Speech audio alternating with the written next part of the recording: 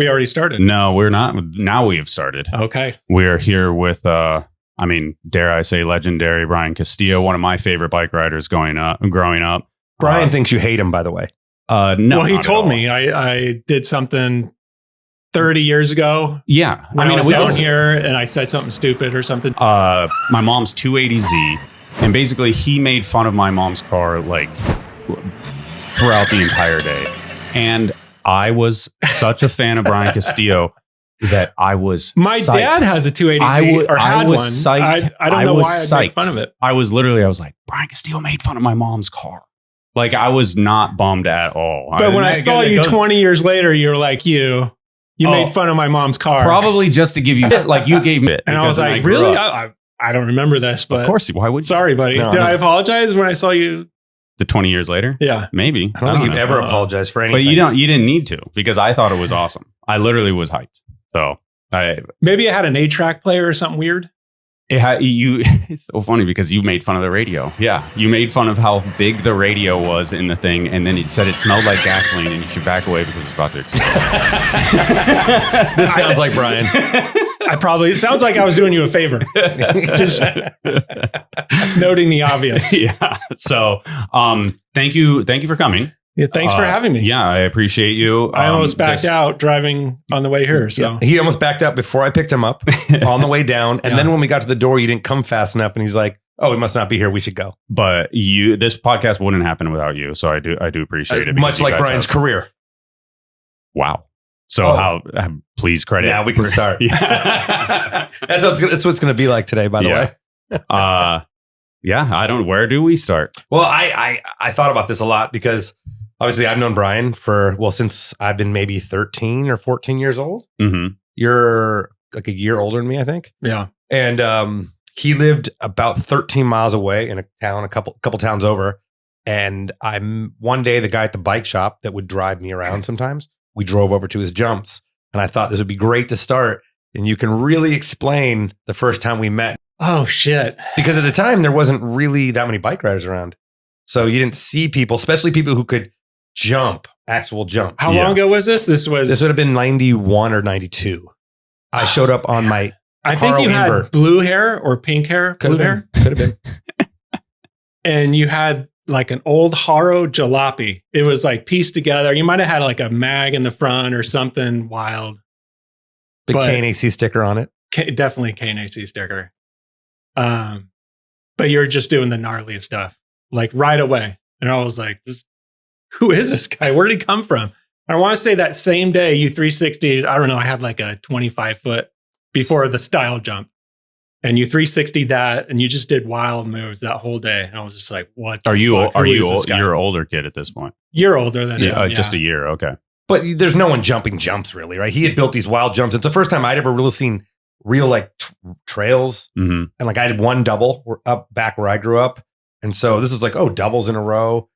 But then there was no one rode street either; it was just dirt jump kids. So we went street riding after that, and I didn't even have pegs on my bike at that point. And you ice picked a rail, the one out front of El Dorado. I vaguely remember. And I've lost my we were just riding out the front of school, and he jumped and grinded a rail.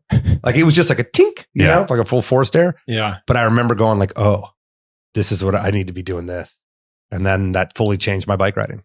I don't remember this, but if he says so, that's cool. Yeah, I mean, it really. And over the next few years, like we would ride to each other's houses back and forth, like over these big hills.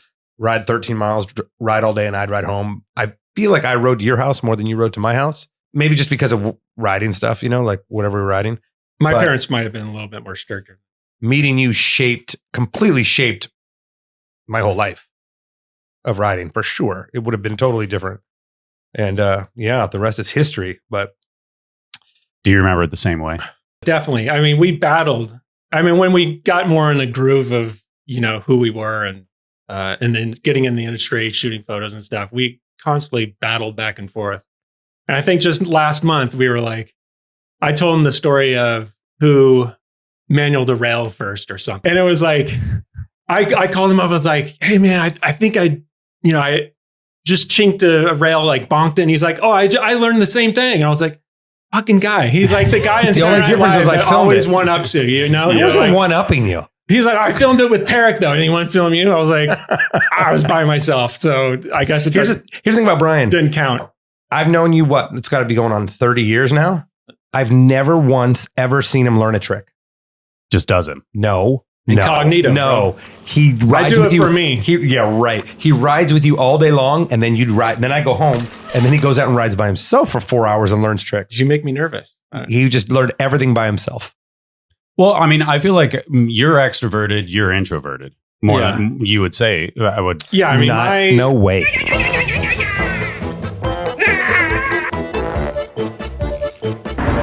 Claim to fame was riding the trails by myself. Yeah. With the yellow Walkman, with headphones.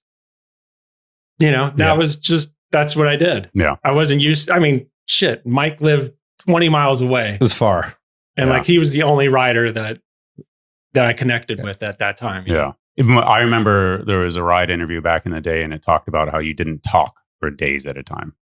I don't know if that's true or not. Brian would? Yeah, but I don't know. This is how much of an influence he had on me, because I was like, all right, I'm going to try and go like 2 days without talking.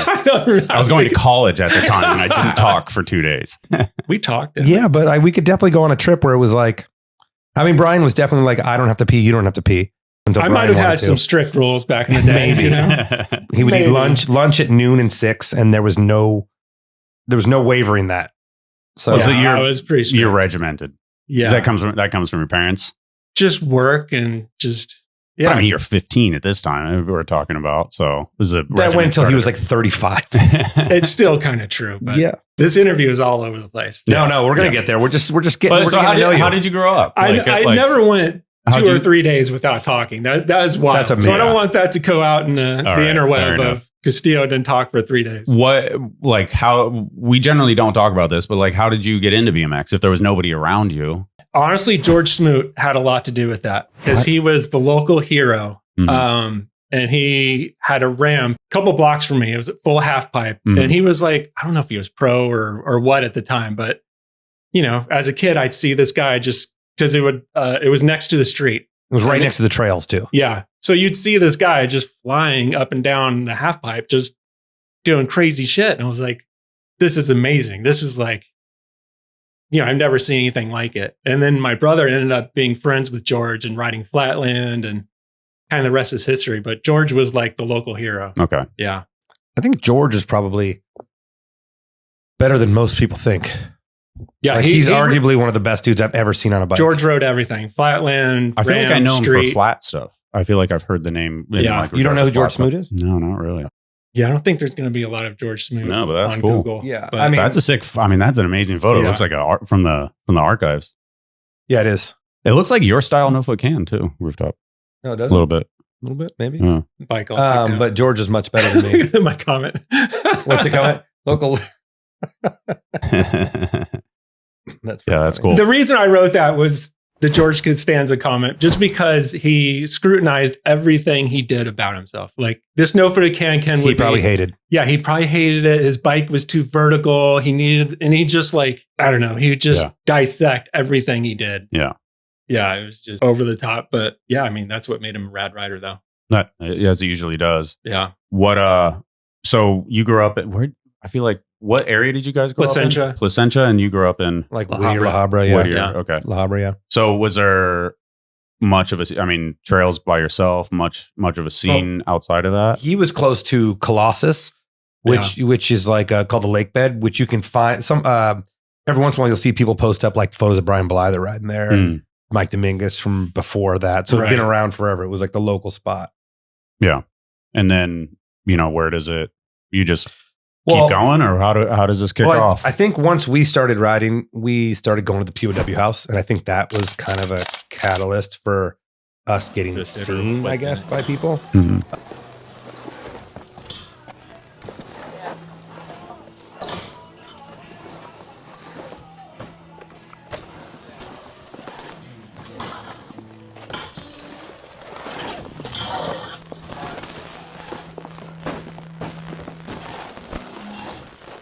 But we also were in the same area as Sean Butler. Oh yeah. So he would ride with Sean Butler more than I would. Well, all of us used to ride together. It'd be Butler, No Footed Ian, George, you. Hey. Yeah. So our crew was pretty crazy, you know, looking back. Yeah. It was Sean Butler, Mike, George, like, you know, I'd say all of us up and coming. Yeah. I think being from Southern California, I recognize all of those names, like even like Zapata and stuff like that. But I think even before that, like you said, how did we start? Like he said, the lake bed, also known as the Colossus.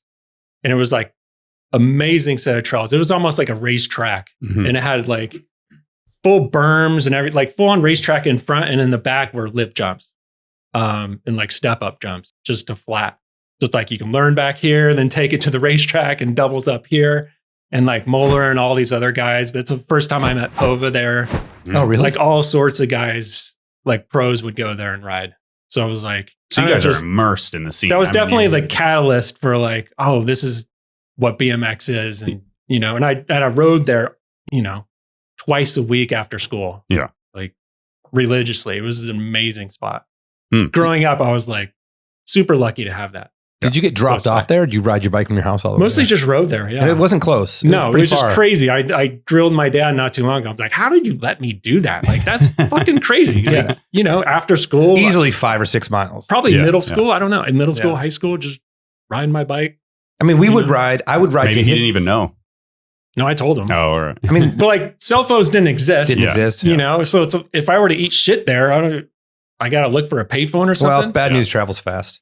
Thanks, but like buddy. I would ride to his house an hour and a half, and then we would ride to the Sheep Hills. To the Sheep Hill. So we'd ride to the ditch and then ride 20 miles I don't down. even know how far Sheep Hills was from us. 26 miles from me. Yeah. But like from there, it was probably 15 miles down and back. Yeah. And we do with like $4 in our pockets. We'd no be phones. exhausted by the time we even get there. We'd, you know, eat Carl's Jr. or whatever. Yeah. And then we'd ride all day and then have to ride like 20 miles home. Yeah. It was, that's wild. Yeah. And, and we were like, I was like 15. Yeah. 15. We were stupid. No helicopter parents back then. I guess not. No. Barely parents, apparently. But I remember my parents would drop us off too. They'd drop us at the top of the ditch because my dad's work was right around there. You know, the riverbed. The riverbed. Yeah. I remember it would suck too because sometimes it'd be windy. So the whole way was just against the wind. Yeah. Well, what's crazy is with the riverbed comes transients all the way down. So it's like every bridge is a transient right there, you know? Yeah. So it's like our parents must just been clueless to let us do that. Yeah. We did that how many times? I don't know, 50 times. Yeah. I don't know, over a few years. Stupid. Yeah. Like, you know, for a while, it's like in the summer, it's like every other weekend, you know? Yeah. Yeah. Wild. They had no idea. Who's your first sponsor? Who's like the first like honestly, probably George, you know? I think he probably gave both of us parts, or he was sponsored by Vision Streetwear at the time, and he knew Woody. Mm-hmm. So I do remember you getting like actual frames from GT. Yeah. So George used to go through frames quite a bit. And since George was friends with Woody, and at this time, Woody was in charge of GT with the air team or whatever. Mm-hmm. Is that what it was called? I don't remember. Air shows or something crap. So anyway, yeah, I was going through frames and Woody was like, I can't sponsor you, but if you break a frame, I'll just warranty it. Mm-hmm. So I just got these 20-inch top two. I don't even know what frames they were. Freestyle tours. Yeah. I guess Woody was essentially my first hookup. Yeah. But it wasn't. You know, I probably bought the first one and then he just kept warranting them all from there after I kept cracking them. So I do want to say though, around, you know, right when we met Brian was like he was sort of my introduction to the BMX industry though. Because before I was just riding dirt jumps. No, for real, I was just riding dirt jumps, but I'd see BMX pluses every once in a while. But that first day I met you, you did something that you wouldn't do for me now. I hear this story quite a bit. He let me borrow head first. Mm. And like I was just some kid. There was, like I said, I just took it and left with it. You know, you didn't know you were going to see me ever again. And I had it. And that was like my first time seeing any of that stuff. And so for me, Brian was like the introduction to like, because he had like a Wilson Airlines when I met him too. And so he was like, well, that was later on, but yeah. Was? Yeah. I thought you had that when I met you. No, when I met you, I probably had an Auburn or some. No. I was after the Auburns. Yeah. I don't know. I'm pretty sure it was the Wilson Airlines. I should have studied up before I came here. I apologize. Did he return head first? I believe he did. Weeks later. I mean, it wasn't like he was there. Bubble gum and coffee stains all over it. That's it. But I sort of credit Brian to being my introduction to the actual BMX industry. I don't know about that, but it's the truth. Head first was like maybe the lifestyle. The lifestyle and all the other riders and stuff. I just seen like BMX Plus, but I'd never really seen it outside of the magazines. Brian first was when I saw really doing real jumps. and tricks and like sliding handrails and like. Yeah, I guess I have George Smoot to thank for all that. Because without him, I wouldn't know what existed or what. Was there like a moment with photographers or the video? I mean, you guys mentioned Dirty Deeds already, but like, like was that's Perrick later on? But it's not too much later because I met you freshman year. This is the dumb ignorant question, but you have clips in Dirty Deeds, right? Yeah, it was I think one line I bunny hop to the side of a trash can at my old high school. Yeah, you have a line at the Civic Center too. Oh, really? Yeah, because you do the rail to manual to no footer. Oh, I remember that. Yeah, I do remember that. Manual to no footers. Yeah. Where was like the Smith to no footer? Probably Long Beach benches, maybe. But Long what Beach video? I mean, an S&M video or Nowhere Fast. Okay. Were you on S&M before Nowhere Fast? I believe so. How did you end up getting on S&M? Because I think me and you, we would go to some of those S&M things. You know, they would have like shows or like things at the warehouse, right? And for us, I think S&M was the coolest. Well, prior to that, I've met Moeller a few times. You know, at my trails or Lake Bed classes or just wherever. But from the story is Keith Trainer, I guess, talked Moeller into getting me on just because I was such a huge fan of. You're welcome. S&M and Moeller prior to that. And the first video part was like S&M 4 or something, right? Because no, you mean 44 something? You mean 44? Something, Jesus Christ, Ryan. I honestly never seen those videos either, so I couldn't even tell you. No, it would have been Inferno, right? BMX Inferno. Well, that was the only video that I was. That's in. what I'm saying. Yeah, yeah. It would have been BMX Inferno. Yeah, we don't need to watch it, but I'm just kind of. Yeah, I wasn't in 44 something. No, it was Inferno. No, that's way before. Yeah, I feel like this is the Smith and no footer and stuff like that. Oh, could have been. Yeah. Here, we'll give it. I turned down the audio on this thing. It was kind of buzzing. This is my brother's band. Is it? Yeah, a lot of looking back, it was pretty cool having him as my. Oh, there it is. I feel like we're jumping ahead, but like that, you were the first person to do the manual 180, correct? Do you get credit for that? Yes, and I honestly don't know, but I gave a shout out not too long ago to Volker because he did something in Ride On because he did like a lot of hopping stuff, and then like went forward on the back wheel and then 180'd, and I think I just took that one step further and just did an actual manual to 180. Okay. But yeah, I even told Dave, I was like, dude, you're definitely the starting point to that trick for me, seeing him in Ride On. Yeah. Dave was doing so much stuff, though. It was like kind of just like lost in there type thing. Yeah, he was definitely next level. He was ahead of his time. Yeah. I mean, I still feel like early 90s Volker is better than most of street riders today. Smith, no footer right there, but I remember like a different one. So I think it was earlier. That. See, everything is like a no footer out, you know, it's like, because I couldn't bar spin or do anything. But I mean, there wasn't Next really tricks out there. That barely table too. Little leans. Yeah. But there was looking back, I'm like embarrassed because you're like, oh man, just no footer. Like that's so stupid nowadays, right? But nobody was doing bars out of grinds either at that point.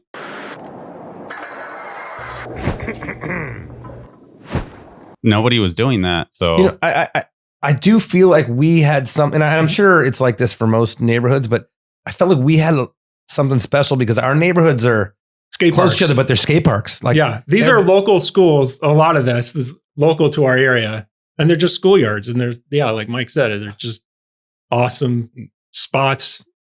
Probably better than skate parks. Yeah, I mean, like, I just felt like it was easy to breed what was going on because it was just given to us, you know? Yeah. Right in front of us, yeah.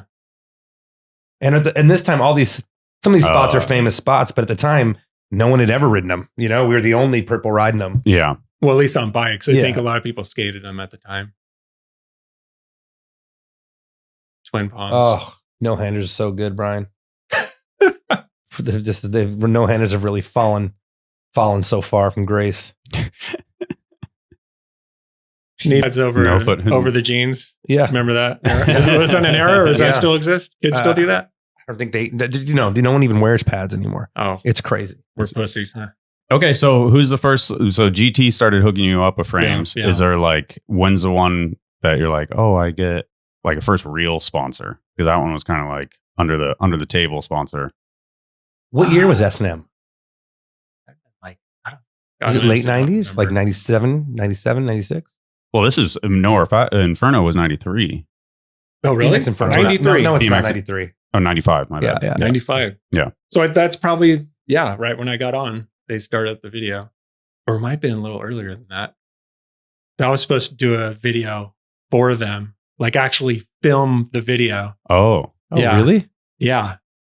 Moeller bought a VX1000 and he gave me ownership of the camera to film the guys, and he sent us trainer and I out to Colorado to film Troy and all these other guys. And what happened? Wow. Oddly enough, Troy called us on the way down here. Yeah, we're still tight. The Troy one was an interesting one because this is during Troy's, I don't know if I don't even want to get into it, but let's just say Moeller, yeah. So Moeller made it clear to me that this camera cost a lot of money. Yeah. And do not let anything happen to it. So I remember sleeping in Troy's basement with the camera strap wrapped around my wrist. Because all I kept hearing from upstairs was Troy wanted to take the camera and go film around downtown. And I was like, fuck, they are. Had this shit wrapped around and like 3 o'clock in the morning, my arm is going. I'm like, what the fuck is happening? And then I overhear him, we'll just do it tomorrow. And I was like, oh my gosh. Because I'm super young at this point. I'm like, where the fuck am I? This is wild. That's amazing. Yeah. So where did the footage end up going? Like, I don't know.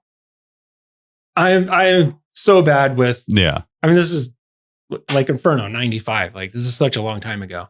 Yeah, we're talking 30 years. I mean, if it's a good story like the Troy one, I remember it. But if not, then. But so you never made a video? I don't think any of those clips got used. Were you good at filming? Oh, it was horrible. Okay. Was it? I don't know why had you edited anything, or is Moeller just like? Yeah, I don't know why Moeller thought I could do that.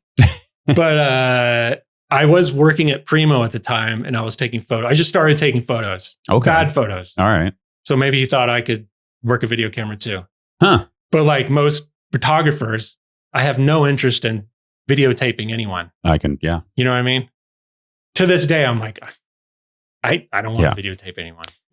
I'll shoot photos all day, but. So how do you, I mean, you brought up photos. How do you get a job at Primo for shooting photos? Like, where do you pick up a camera for the first time? So I started Micah Booty. I worked at a bike shop right out of high school, Yorba Bike Shop. And Micah Booty, who was the bike shop manager, went to be a salesman at Primo. The bike shop was going out of business. He knew I needed a job. And he's like, yeah, man, we always need warehouse guys. So just go apply. So I ended up being in the warehouse and I was like, fuck, this isn't for me. This is so stupid. What am I doing here? And somehow George Costanza'd my way into being in the building. One day I was like, hey, I don't even know. I think I talked to Law at the time. Law was like their brand manager. And I brought my whole portfolio from high school, because I was in honors art and all like graphic design and all these other things in high school. So I was like, hey, you guys need help. I could possibly be that guy for you. And I interviewed with Colvin and Law and Primo headquarters because I was a shitty warehouse guy. And I was like, hey, I could probably do this. I'm like, I ride, I do art. And, if you need a photographer, I'm sure I can do it. So yeah, they threw me in this job the next day. They're like, yeah, you suck in the warehouse. Let's try you somewhere else. So yeah, I mean, I just. And you're not riding for them at all. You're just. I think maybe warehouse. No, you weren't. You weren't, because you would call me, Mike, I have to shoot a photo for Primo and I don't know what I'm doing. So I never wrote for Primo, but I have Primo ads because he was afraid to shoot with anyone else. Mike was my guinea pig to everything. I was a horrible photographer too. I was just learning. And at the time they were Primo was already doing, they just started, but they had the V Monster and what Sean McKinney, Sean White were already doing, but they wanted to, take it, to street and everything else and really blow it up. Is it I always think it's self-confidence or it's fear of failure. It's not that you're self-confident, but you have such a fear of failure that you have to succeed at it. Which one is it? I think naive. I was super naive. Yeah. And I was like, anything but the warehouse. You know what I mean? From high school, I'm like, I want to be in something related to art.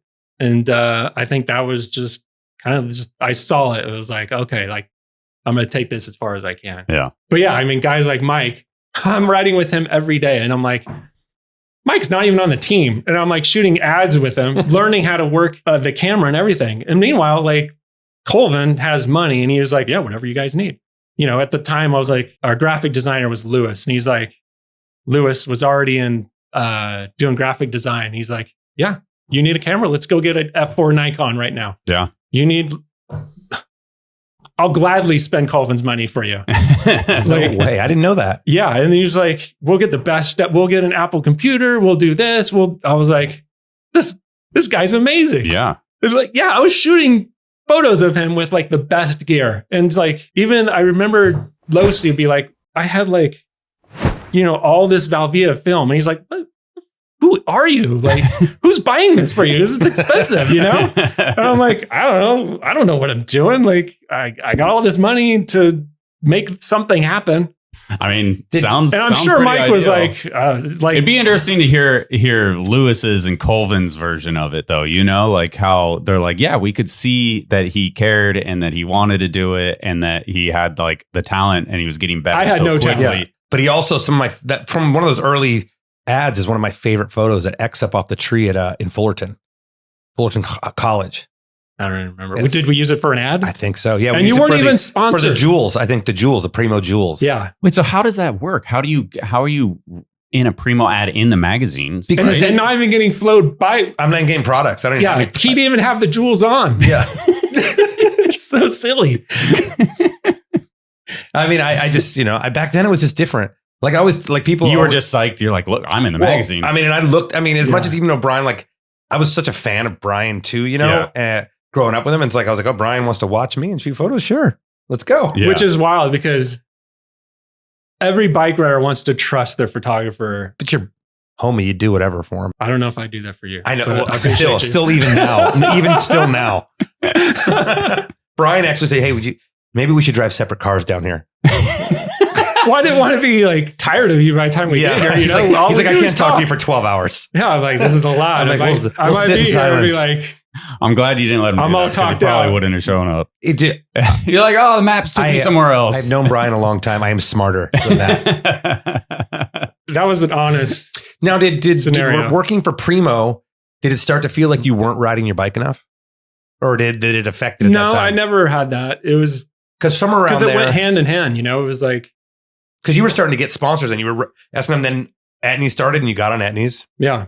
How was that? Did that feel like? Because I was obviously the person putting you on. Did that feel like a big deal, or did it feel like, oh, it's just Mike?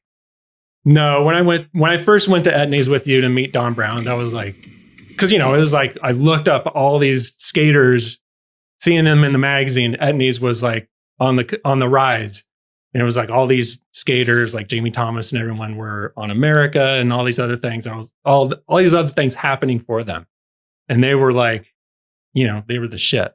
So you getting that sponsorship, and I was jealous. I was like, dude, this is the best company. This is amazing. Did I get you shoes then? Before then, was I getting you trying to get you flow shoes? You just took me there on a whim and met Don Brown. I remember him getting us, you know, boxes of shoes, and it was just like he was psyched on BMX and you. And I just remember they had like a whole compound in Costa Mesa, and it was just like, wow, this is crazy. How long did you ride for Etnies for? I think a couple years. And then years. And then what happened? You ungrateful son of a bitch. Well, I think, things just happened. It was like, you know, we were getting, being in the magazine more. And I mean, this was later on. I also feel like BMX, it was at a time it was booming. So there wasn't really in a shoe company other than Airwalk a part of it. How did it work out that you ended up riding for Duffs, quitting Etnies for Duffs? I think my buddy Rich, I don't know if he reached out or something, because I remember him taking me and Jason into a jacuzzi. Wow. Jason. With some girls. Jason. And he's like, hey man, Duffs is the biggest thing ever. And he brought me and Jason Enns over to his house. We were in a jacuzzi and he's like, Duffs is the best thing ever. And I was like, hell yeah. Jason's like, hell yeah, it is. Sign me up. But Jason also rode for Etnies at the same time at the same time. Did he? Yeah. I don't remember. He was trying, this rich guy. But he didn't fall for it. Yeah. And RP Best later got it, and RP offered me. I think it was like $1,000, and at the time you were probably making what, $300 or $400 $300 from Etnies, and it was Duff's was just such a big, $1,000 at the time. That was, I remember where I was standing when I got that phone call.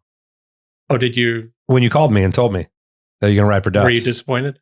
Yeah, I was bummed for sure, because you were like the one person when we started. Etnies like Brian's the first dude on the team. Yeah. You know? So they weren't really, Etnies at the time wasn't doing anything with BMX. It was kind of like, okay, we got this team. We're not going to do anything. And then literally like 6 months later, they're like, we're going to blow this shit up. We're going to do videos and everything. I was like, no, but everything was cool with Duff's, and it just happened. Things happen. And you were on there for But I want to 6 say years, during that time, things went by so fast, the trajectory of everything, just like boom, boom, boom, boom, boom. And you had a pro shoe, right? On Duff's? Yeah, later on. Like a Castillo shoe. Yeah. And did you design that on your own, or was that? The first one was... you had more than one?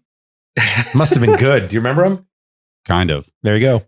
I like. You said that sarcastically because I don't. Yeah. You were going to say that. You were going to say that. No, but I actually liked Duff's. I rode Duff's. Yeah. I thought they were cool at the time. Yeah. My first shoe I designed, like I drew it out, took it serious. I was like, this is what I want, And I was such a pain in the ass back then. I was like, it's either this or nothing, It's like, I really, I don't know. I was super anal and like just wanted things a certain way.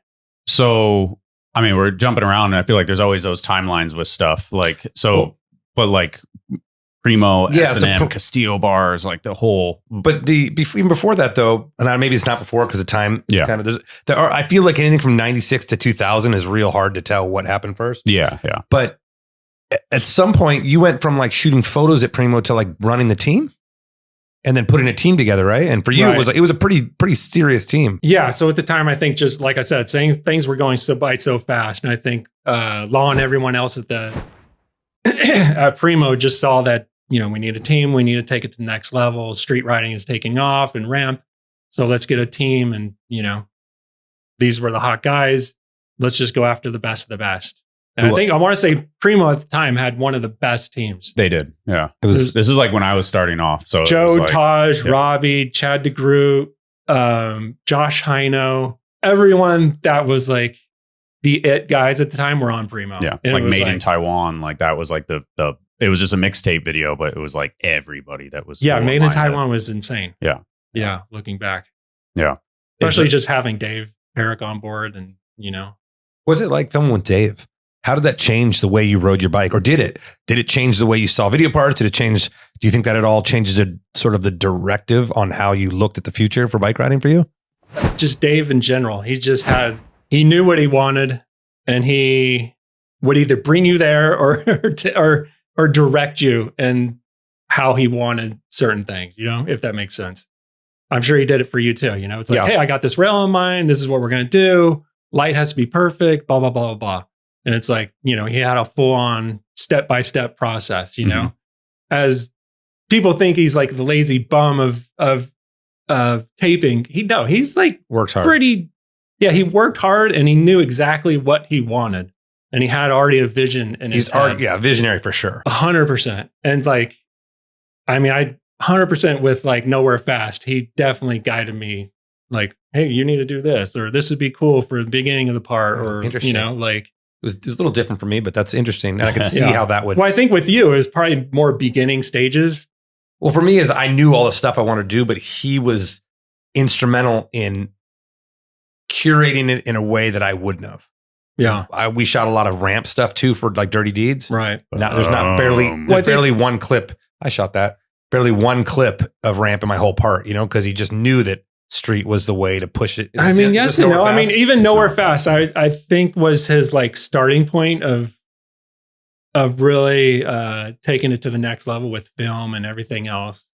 Still he was down to include dirt, this one right ramp here, and everything else. Is this the original trail spot? I never. Yeah, that's where we first met. Yeah, so he always included all sorts of different types of riding. That's regular and switch? Yeah. Yeah, Brian. Yeah. The wrecker.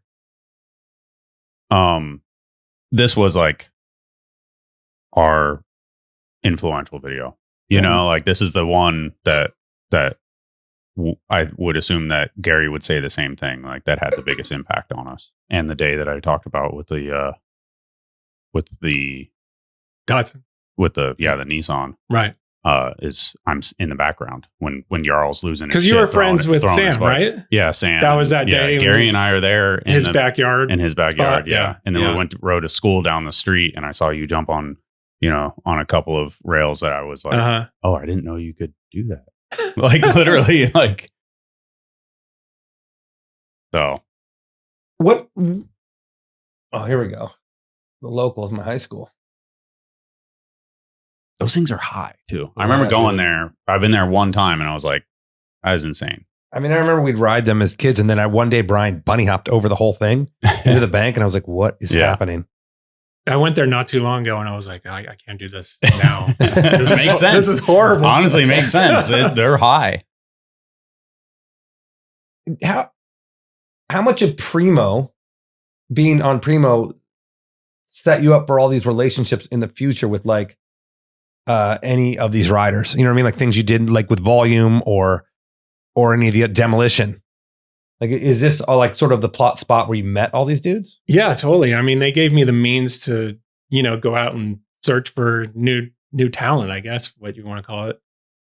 Oh, but it wasn't even necessarily that, because you're being a young kid, you're in the mix and you're meeting everyone, right? So it's just natural that you're gonna, my buddy Ardeline looking for blah blah blah. Yeah, you know what I mean? It's like we all knew each other. It's such a small sport, When you're in Nowhere Fast Time, are you on an S&M still? What are you on? Probably must have been an S&M. Yeah, this would have been like 96 or something. You started how many years did you ride for S&M? Only a few years. And what caused that to stop? I just wanted to do my own thing, really. And so I think it was like metal. Yeah, because people think that's Volume, but originally you went to Kentucky to have a meeting with Zach from Kink and Jimmy Levan about starting the brand that later became Metal. Yeah, I think Jimmy reached out to me because he knew I wanted to start something, and he's like, "Hey, I think Zach wants to start something as well." And that was before Kink? Or at the same time. I don't know their timeline. But Kink and Metal and everything was going to be the same company, and then Zach did Kink. Yeah. But anyway, we all met in Kentucky at Jimmy's house. That's great. It was a power meeting. So Zach Phillips was there. Zach Phillips, yeah. And this was crazy Zach. Yeah. He's not penis piercing Zach. I'm glad you say it, not me. I know. I knew you wouldn't say it. So. Brian was going to show us. They all did it that day. No, no, he was known as Hairy Bag Zach back then. Hairy Bag Zach. So, and sure enough, I guess he did some stuff, and Jimmy lived with some wild women at the time. Crazy. You never would have expected that. Yeah, apparently Zach got in his mode and did some stuff to scare the women. I don't know the details, but I didn't go out with them. But needless to say, after that meeting of the brains, it just fizzled out. Yeah, but something happened because, Zach didn't happen, but you and Jimmy were still on board. Do you remember? Because I do remember. Yeah, on Road Fools, we took offense to frames this. Delivered. Yeah, hold on. Oh. This is a moment. Yes, because we were like, Mike is clearing, but I'm trying to really set up the idea of who Brian is. Yeah. I don't even know these stories coming from his side. No, so like it's been like 20 years. Because I love you, and I let them go onto the bridge so that we can continue to be friends. Is that what this is? I didn't even want to come here. Mike's like, you got to do this. This is for me. I got a lot of things to get off my head, get off my mind here. I've got a list. Yeah. No, but I remember on Road Fools 2, they were like, we got to stop to FedEx or whatever to pick up our frames to our new company. And I was like, what company? He'd never told me about it at all, ever. And I was still riding with him all the time. Because I bet you I didn't know either. He didn't mention it. Jimmy took everything like, hey, I'm going full throttle with it. And I already kind of like, I need to look elsewhere after that Kentucky meeting. Fuck, I wish you asked me these questions like 30 years ago. And when I was like, you're doing a company with Jimmy Levan. And he goes, yeah. I'm like, This is this is on Road Fools. I don't remember this conversation. Yeah, and I was like, okay. I Cool. felt out of the loop. Were I you, support you. but you were on Hoffman at the time. What did you care? Yeah, no. I was just bummed that you didn't tell me. But you guys were were, starting you a guys company. were from my recollection, what was the company that you were about to start too? That was after Hoffman. That was after Hoffman, yeah. but you guys were all on this cusp of like, Because that's what you like did back wanting to control the like your own narrative, your own story of that's what we did back then. Though now no one's doing that. Yeah. In high school, yeah, but I want to say all of us just wanted to start companies. It was like our dream from childhood. Yeah. And Mike started like I don't know how many companies. Two different ones almost. One with Eben before Hoffman because I was your childhood one that. What's that one? Go ahead. When Mike and I first met, in high school at some point. Second time I met him, he had like these hats and they're called Play in Loco. And I was like, yo, bro, what's this Play in Loco shit? He's like, oh, it's my company. I'm like, and I've never heard. He never gave me a hat. Yeah, and I've never lived it down. I'm sure you and Gary share like some similar stories, right? Like, there's only you two would know. Yeah. I mean, then like we can go on and on. The viewers don't want to hear it. Yeah, no, they do. But me and Evan tried to start. We're going to start a company after homeless happened. Okay. Yeah, I never told you, but I was offended that you never brought me on board. See? I'm just joking. See? I never cared. And then that me and Evan made friends, and then that never happened. And then I wrote for Hoffman. You wrote for S&M. Yeah. And then you started Metal. And then how quickly, Metal was so short. It was short lived for you. Just How quickly after Road Fools were you like, oh, this is never going to happen? And then you went and did Volume. I think right away it was like Jimmy was doing his own Jimmy stuff, and we just which is weird because you guys seem like just perfect partners. We were definitely different. I don't even know what the conversation was there. Like, hey, Jimmy, I don't think this is gonna work out. But he was probably right on board. Like, yeah, you're out of your fucking mind. Especially that time because Jimmy was like the man right then. That was like a time when Jimmy was doing crazy shit, and I'm more the I guess tech, whatever you want to call my style. But yeah, even in Kentucky, it was like I loved going out there, being with him, but I think he probably clearly saw I wasn't his type of guy. Yeah. He was grandiose, so to speak. Yeah. I want to rewind but we kind of skipped over like 5 years at S&M, right? It was actually shorter than people think, they were like formative years, though. I feel like did you quit S&M to start Metal and Volume, or was it? No, I definitely started.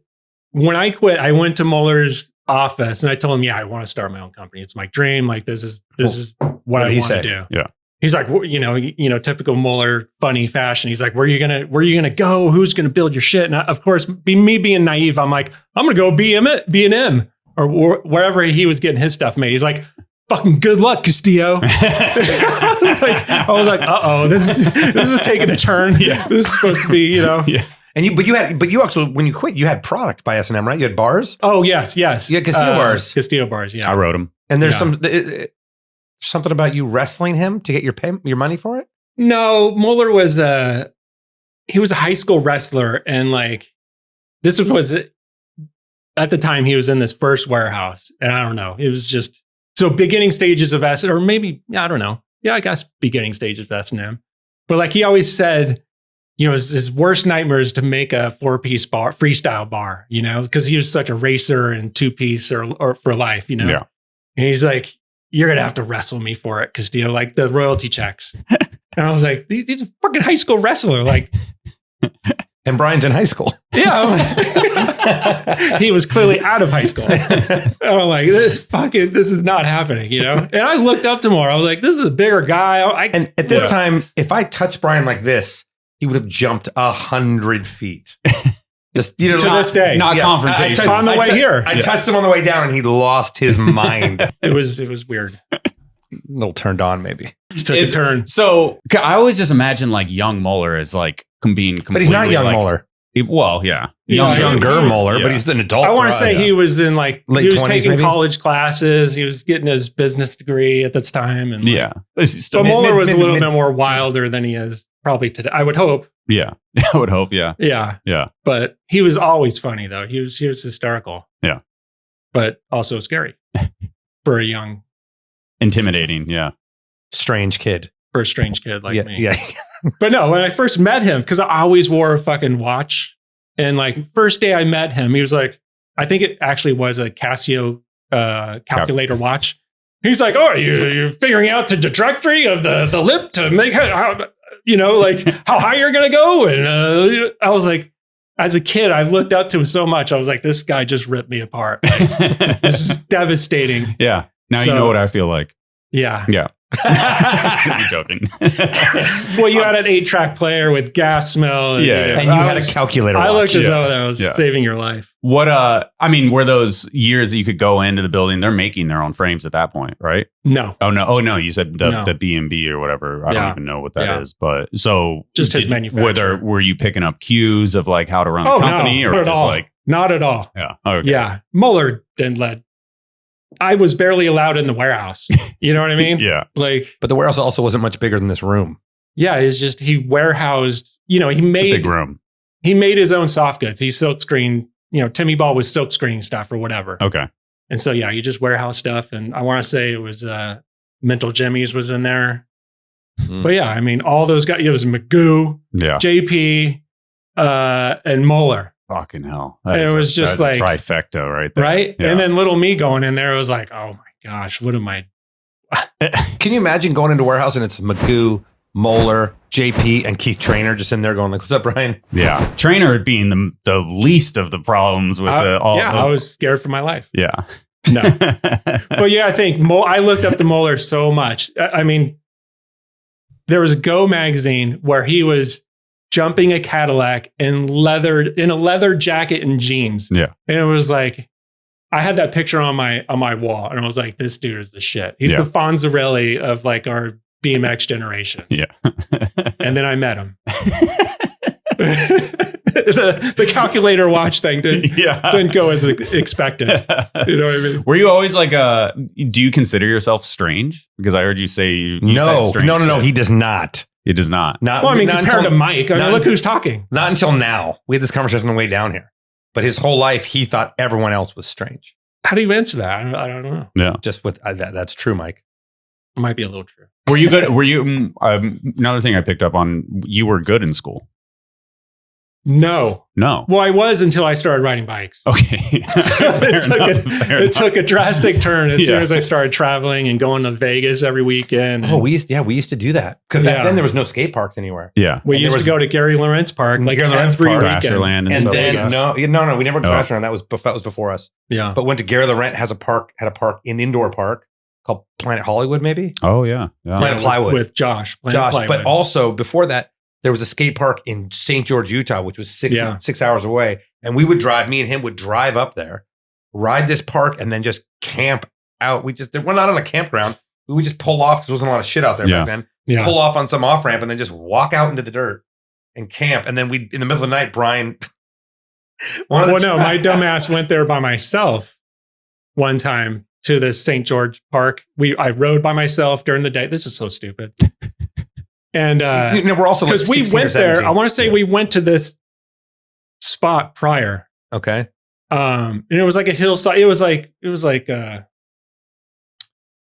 small little Grand Canyon type place next or not. Yeah.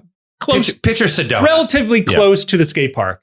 And I was like, oh, I'm going to pitch my tent right here. And, it's going to be awesome because it overlooks like the mountains, like it's kind of out by Zion. Yeah. Okay. So I pitch my tent, I fall asleep, and I hear like kids not too far away, like mumbling and like noises in the brush and stuff. I was like, what the fuck is going on, Because it's middle of nowhere. It's pitch black. And there's kids next to my tent, like making out. And I'm like, what the fuck are you doing? Like, I'm in the middle of nowhere. And later I find out it's like inspiration point for these young kids that make out and like look at the sunset and shit. And I'm like by myself. They probably thought I was just a lunatic. What the fuck is this guy doing? He's got a tent here, like next to our makeout spot. Yeah. It was fornication fountain or something like that. Like fornication fountain. Well, I don't think anyone gets my inspiration point for Happy Days. So I'm so glad Mike is doing this interview. Well, I mean, it adds some context for sure. If it was Dennis and myself, it was, I feel dumb because like I did a 7th grade Spanish a video review on 44 something. It was like Quattro Algo. Wow. You know, No like way. that's like how young I was when. That's more Spanish than me and Brian speak. I know. We're both pochos. But the thing is, my whole of knowing Brian the whole time, there was always some sort of urgency of insanity. You know what I mean? Like I'd call him up, I'd ride home. He's like on the way home. I like how this is my interview. He's in the hospital. Sounds like an intervention. No, because he'd be like in the hospital, and I'd be like, "What the hell happened?" And he broke his crank arm after we went riding all day. He went and tried to. I think he 360 that little cement bank to sidewalk. Crank arm broke, smacked his head. That was my first KO. Yeah, KO by himself in the street, just like dead. And like, I knocked myself out and then I started throwing up. It was one of those. Yeah. And it was my red line flights just snapped off and went flying and bang. Oh, Yeah. We have a few of those. yeah. Mike's first knockout. No one knocked out, but some things got This is knocked when out. we first met. There's got to be a weekend, like between the first 5 times we ever rode together. So, you know, in the area, there's a lot of different obstacles. And we used to like to ride to spots. Crazy. We just ride like a strip for like 5 miles. I don't know if and kids ride all the way back. still do that, but I hope they do. So there's like islands. It's like curb to curb island. And it's called This far. in front of El Torino. No, it was probably like, It was like here, like 4 feet. so, Not notable though. But we're also pedaling as fast as we we're can. pedaling. It's at night. I clear it. Look back. Mike is sliding on his face.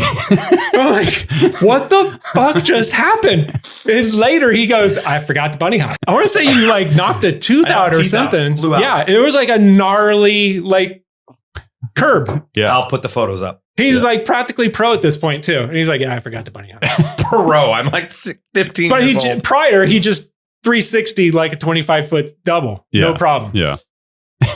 Forgot about But that's Mike. That's Mike. Yeah. Just thinking about something else. Something, like one of 7 other things in his head. I forgot about. Damn, Brian Honestly, cleared that good. Yeah, that's got exactly it. Exactly. Brian, you just hopped like the way these new kids hop, Yeah. That was him. And then I just sort of manualed right into it. But I remember, that was what it was like riding with Brian, though. Like, I remember the first time we were riding Cheeto High, and then he just bunny hopped a bench long ways. And I was like, what is happening here? And I remembered, I'm like, I'm glad.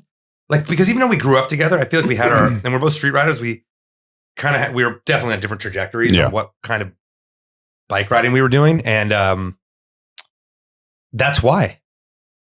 Yeah. Because there was no, like, if that's what's happening over here, I can't do that. You know what I mean? So I had to go this way. Yeah, you let him have your lane. And Not that I let him have it. I just couldn't. I didn't have the skill set to do that. Mike had the balls, and I was like more technical. I was a total pussy. I had to like, before I did anything, I had to, measure shit out. I'm a calculator watch. Yeah. But Mike would just go head first for it. It was like, that was our difference. And I was like, that's how we battled back and forth doing stuff, but it was like, we weren't even on the same wavelength of, like styles or anything. So if we played a game of BMX, one person was winning, no matter what. Didn't matter which one, but it was either he was going to do his stuff and he was going to win instantly, or I was just going to be like, fuck this guy. I'm going to just 540 this channel real quick. Yeah. And that's, then he's like, he was just. But then all I have to do is manual 180, something basic, so, and he'd be out. Yeah. You know what I mean? He's like, I can't, It was real quick games. Yeah. Out. Yeah. All right. Let's circle back to the main timeline. Okay. So I think was metal bikes, was that covered? I mean, what is that? I kind of want to get back. Is that 3 months? Was that public? Was that publicly ever even said? Because I don't back then, I don't think it even... There was no Instagram or anything. I bet so it made it into Plus's news, probably, like one line. One blurb or something. And Brian Castillo start metal bikes. And then the next issue, Brian Castillo starts volume. Yeah. I think that's pretty much what it was. Really? Yeah. So with the time period when metal started, you started with Levan, and then when volume started, 6 months? Another company he told me nothing about.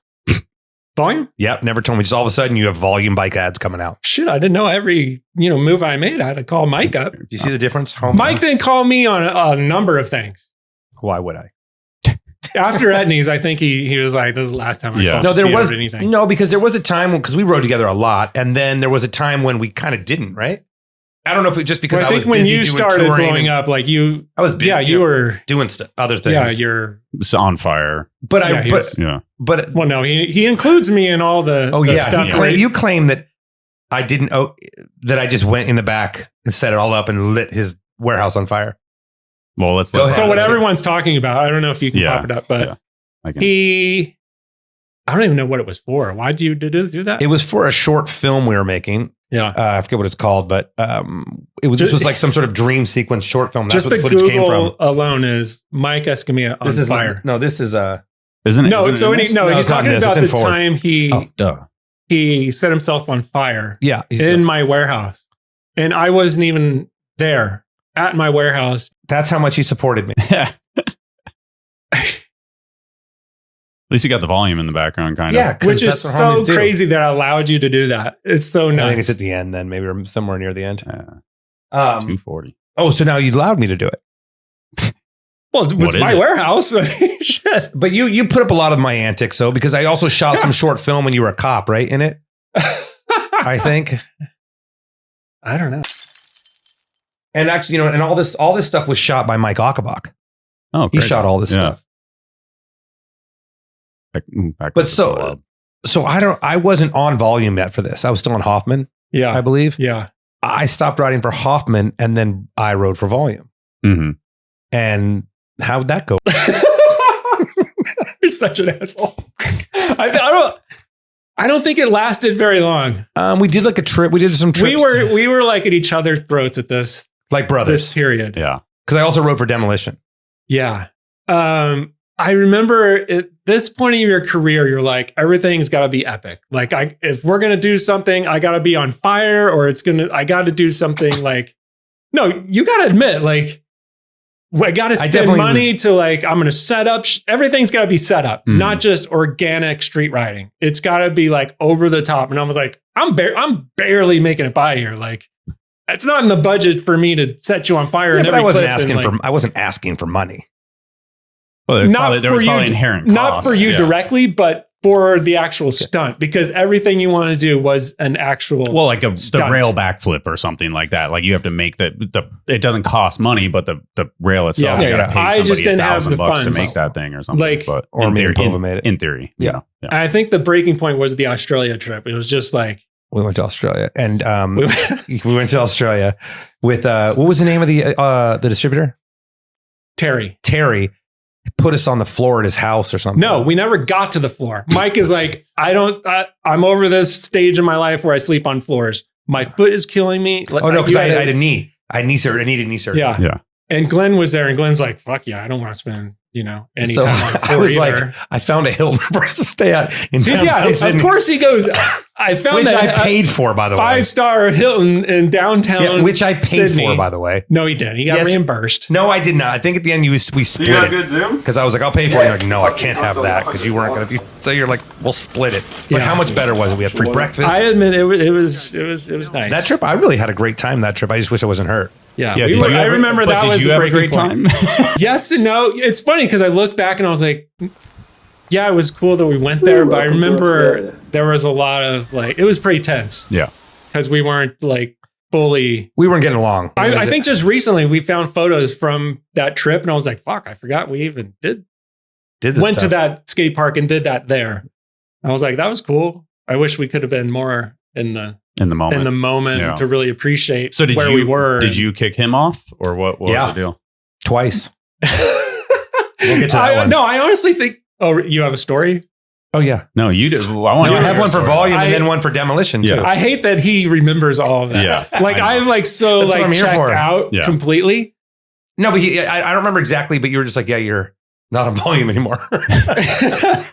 It was definitely mutual. It was just like, hey, it's not working. Oh, I agree. But I stayed on demolition. Yeah. And it was, and that's, but I think it was more like mutual that we're like, we're not going to be friends if this stays like yeah. this way. So it wasn't, there was no one was mad at each other. At that point. And then that year. So I do. I have one more because I'm remembering. I'm remembering the Road Fools, the S&M, the Castillo bars, and then the Beagle bars, or whatever, the Mad Dog bars, right. And then it was a Beagle on there. Was there when you split? You start making your bars again, like because how Moeller is that? kept making the Castillo bars, Yeah, and I was like, oh, I guess I have permission to make a Mad Dog bar. Yeah, you know, little tit for tat rivalry. Yeah. You know, it's just They're like, the same person. Yeah. but They're the same person. yeah, I thought it was funny, you Yeah. know, and I don't know if Mueller thought it was funny, but The I clip thought in he Road did. Fools 2 is pretty funny. It's pretty funny. I still hear people tell the story and laugh about it, but Yeah. And did you get your royalties for Castillo bars? Was he still like, after I quit, no, I think they turned him into the AD bar yeah. after death. After But death, yeah, yeah. which is funny. Because they were BC, because Yeah. Brian But Castillo. I because made good before, money off yeah, those bars. Those bars Yeah, I would assume that they were probably did the pretty most good. How much money do you next make to per bar? slams. Oh, I don't even know. But I don't even know if he gave me a salary and I just got royalties Oh, because I did So fairly good, good off the yeah. bar alone. yeah, Yeah. So it was a weird period. yeah. Was If he did pay me, it may have been a couple $100 or whatever. But How did you end up going when you started Volume? Did you already have a team lined up that you've been talking to people, or you like started it and figure it out?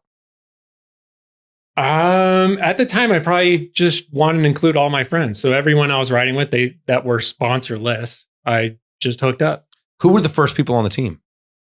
You know, Dave Perrick, Sean Yarrell, just all the guys I was riding with at the time. You know, it happened organically. It wasn't like, you know, I didn't have any money, so I couldn't pay anyone. So it was just all. How do you start a bike company back then?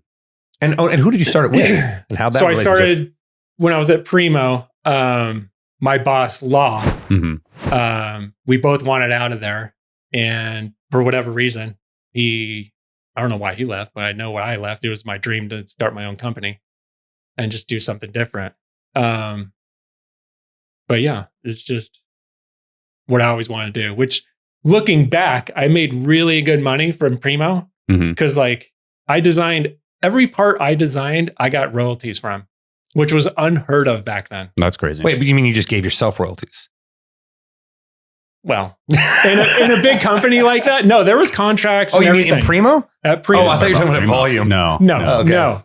And so I made really good money there just as an employee and then designing products for them. I don't know how I got this into a contract. Yeah. But it was like every part I designed, I got royalties. from. Wow. Yeah. How do you go from like? I mean, so you start off as the photographer, and then you come No, start off in the warehouse. warehouse, and then you lie George your way to Costanza photographer. my way in there. Yeah, you know, and then, just like and then you become eventually they're like, I guess it was kind of like a brand. brand manager. Yeah. And just because, I was, helping out, filming the team, taking photos, marketing, and then designing product. So that's where you get your chops for starting your own company. Yeah, not I'm like, Mueller. I did this. Okay. I do all this already. Law has all the connections in Taiwan. Yeah. And it's just fairly, I wouldn't say easy because in Taiwan, these manufacturers were still just starting. Mhm. And Hoffman had probably already been there for a few years. And so he was kind of the catalyst to start. Nothing was dialed. What- And and back then material it was- wasn't. It was As taboo. good as it is it's like today. people did not want bikes from Taiwan. back Yeah. then. No, it was So horrible. it was a big deal that It was Brian was horrible. doing it there. And then like, what is it? Galpin is the parent company or Primo? Gallup right? Corporation. Gallup. Yeah. Yeah. So they were like, I always remember is like wheelchairs or something like that. So they made their initial money still today Yeah. in wheelchair tires. wheelchair tires. Yeah, very Tires, specific. yes. It's so insane. It's like and they such a specific kill thing. it in Yeah. wheelchair tires. Yeah. And So that's what funds the building. okay. Probably still to this day. Yeah. Yeah. Yeah. But I mean, there was a heyday for Primo, I'm sure, where it was Yeah, like yeah. pretty good. When it was up and overall. coming, when it was coming up, I want to say they did pretty good. Yeah. And then, so Law, he doesn't necessarily have a background in BMX, but No. obviously he was in the industry. Yeah. And then, like, you have to have a certain amount of passion for it in that Yeah, sense. So you started with him. Do you guys have like, does he have the capital? Do you have the capital? Or do you take a loan? Neither of like, us how much had- do you need? Probably enough. I think I had, because I was always in the magazines, it was Yeah. like, I think I can do this. Like, and we didn't go in with a lot of money. I want to say it was like $5,000 each or something crazy. Yeah. Something crazy low. And it was just like, let's just start off with some small batch and go from there. Because like I said, these companies these manufacturers in Taiwan, they're just starting too. They're not like where it is today where you need minimums and everything else. Yeah. So, plus their materials and everything, it was horrible. So it's like every product designed by us was like 50-50 whether it was going to last or not, Yeah. What do you guys start out? Well, how do you settle on the name Volume? At the time, I think just my whole life was the Walkman headphones, you know, it was just like, He was just turning it up. no, it was never that cheesy, but yeah, it was just, I was so music oriented. And I think my brother had a lot to do with it too. Him being in a band. It was just like my whole life was music back then, you know? Yeah. Everywhere I went, it was like, oh, you know, put on. Was there ever a close second, like for a name? I don't think so. It was just always straight volume. Yeah. Cool. It was volume. I think it's great. Okay. I mean, I do think it is a great name. So, Yeah. What were the first products? Do you open up with a full suite or Hellion frame, shirts, the bar, and forks. Okay. So the Hellion was ends, right? That was mine. Oh, that was yours. Or I guess it was just whatever. The it was just frame, the first yeah. frame. Yeah. It was bad. And it broke a lot. It was just, there was a gusset at the bottom, and every time you landed, it just knifed into the down tube. Oh. And material, it wasn't heat treated. It was just horrible thin tubing. And it just, it dented the frame. If you cased it, the thing would just buckle. And was there heat treating at that time, or No, just Taiwan it was unheard couldn't of. even do it? Yeah. It wasn't even a thing, I don't think, for frame manufacturing over there. Yeah. Yeah. So straight gauge tubing, just nothing. It's just. Did you warranty Just all those winging bikes? it. Or were Plus, people just I out? didn't know anything about frame manufacturing, you know, so I'm just. Oh, yeah, go ahead. I knew the specs, but I didn't know like, oh, I need it like, you know, X thickness, and you know, needs this and this. This is where it needs to be thicker and thinner, or whatever else, right? Or outer diameter needs to be so big. Yeah, Muller's peering over your shoulder, going like, "You're fucked." Yeah, I'm sure a lot of them were. Yeah, I didn't know what the fuck I was doing. So. Yeah. Was there like support? Super naive. Yeah. Yeah. But it surprisingly took off fairly quick. You know, where that $10,000 was like, we're making our money back. Mm-hmm. And then suddenly just things start taking off. Cool. What, I mean, I want to ask like first cover, stuff like that. Oh. Like shooting photos with people. Like, I mean, you know, I think of the rail between the jump. I also think of the dumpster ice pick poster. Like that was, I can remember which, I think bar spinner was on the other side, if I remember correctly, of that poster for some reason. And then you were on the one, and I liked both of you guys, and I was trying to. Oh, really? Like you had to choose between him and bar spinner? Yeah. Oh man. But I mean, I chose Castillo. But is. I remember liking the bar spinner side too. I mean, you know, so because like that ice pick on the dumpster is so sick with the yellow. Like I remember the yellow on the dumpster, and like a shot at night. Like, well, I don't think remember it was that maybe at one. night. I remember the ice pick on the La Habra ledge. Was that a volume poster though? I think it was. You have some of my favorite photos. One of our first spreads we did in Ryan. You also have a photo that I put up recently of you doing the big no-flick can like Indian Air at Marina Valley. Right. That is like one of the best looking photos I've ever seen. Oh, that one. Oh, yeah. I remember that one. Yeah. I think Mulligan shot it. Yeah. Yeah. Yeah. You can tell Mulligan used the gels and the flashes and Yeah. everything else. Only Mulligan would use that at the time. Yeah, I didn't even notice. See, it's cool because back then I didn't even to me it's at night, but it was probably just late. Yeah, it wasn't. He had a yellow gel and then the probably purple gel flash. See, I think that's just funny all looking sorts of back different because things, like I thought that was Spray paint. Spray paint. So or just the weird lighting Yeah. back then. but that was I still think it's paint. it could be now. it could be both. But yeah, first cover. What's the first cover? Good question. Was it the dig or was it that the ice pick bar? Was that a book cover? That was a cover, man. right? Wasn't it the Superman one-hander dig cover? Did you know your date of birth, November 10th, 1976? 75. There you go. Oh no, it's this dig cover like that. This trick I don't is know so if that, dope. I don't know if by that the was way. my first. Really? No, That is so wasn't the dope. First. That would have been. I think it might have been. 'Cause that would have been like late '90s. Don't Call Me Straight Edge. Was that in regards to you? Yeah, well, they did a big straight edge article. Yeah. So I was didn't drink or smoke. But look or at how anything. dope that is. Look at that Etnies shirt. Look how Yeah, Brian did have such a good style. I don't know, but much back less. then. Yeah, I made like $600 because that Etnies logo was shown.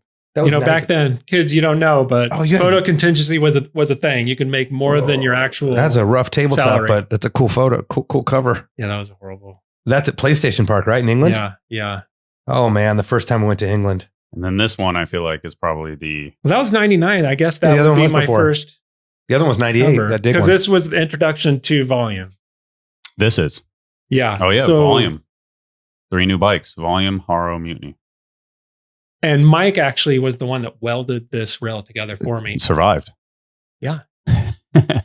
Because later we had to shoot this twice. And one time, I hit it down in the ditch and somebody threw it inside the ditch like the down, following week. Down, you know. So Losi needed to shoot it again. And we were like, I don't even know where the rail is. Like, and it's like literally inside the ditch. Why did you have to shoot it again?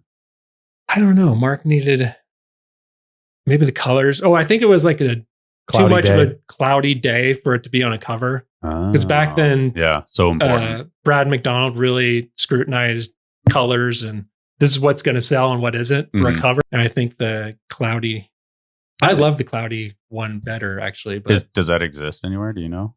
I think I probably put it up. Oh, there it is right there. Boom. Yeah. See the cloudy one. That is a Metallica shirt. Yeah. Yeah. And I want to say I was on it a lot better than the actual cover one. I think you're earlier. Look, you get weighted into it though. Your weight's in it on the other one. Yeah. This is probably a chink chink.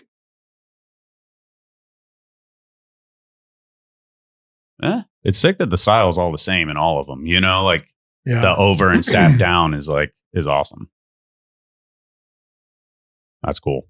I like it. This one looks like it's for metal bikes, and the one that went on the cover looks like it's for volume. Wow. Shooting photos and all that stuff, like how much of a role did that play? Because I feel like you have some, like I said, you have some like very memorable photos to me, but the video parts were also cool. Right. But like how did they balance each other out back then? What do you mean? Like was there a photo, you know? So your question about video versus I mean, just like in general, mean? because I feel like magazines had such a big impact and that's where I felt like I saw you first. So in photo. I think I definitely, as a photographer back then, I took photos a lot more serious. Like, what am I going to wear? Like, what, I got to make this look good, stand out.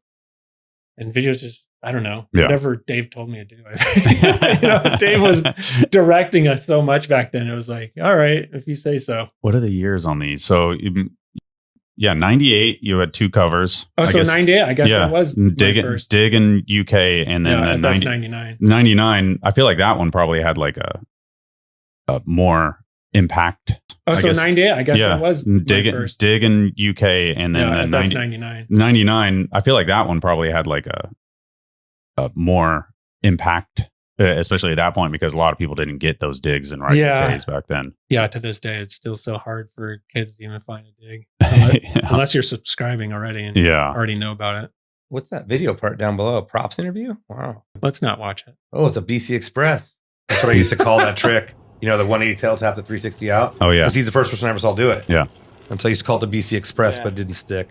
Didn't stick. And now they called it the Hurricane. Oh, I really like that cover too. But that trick there is from another thing from Ride On.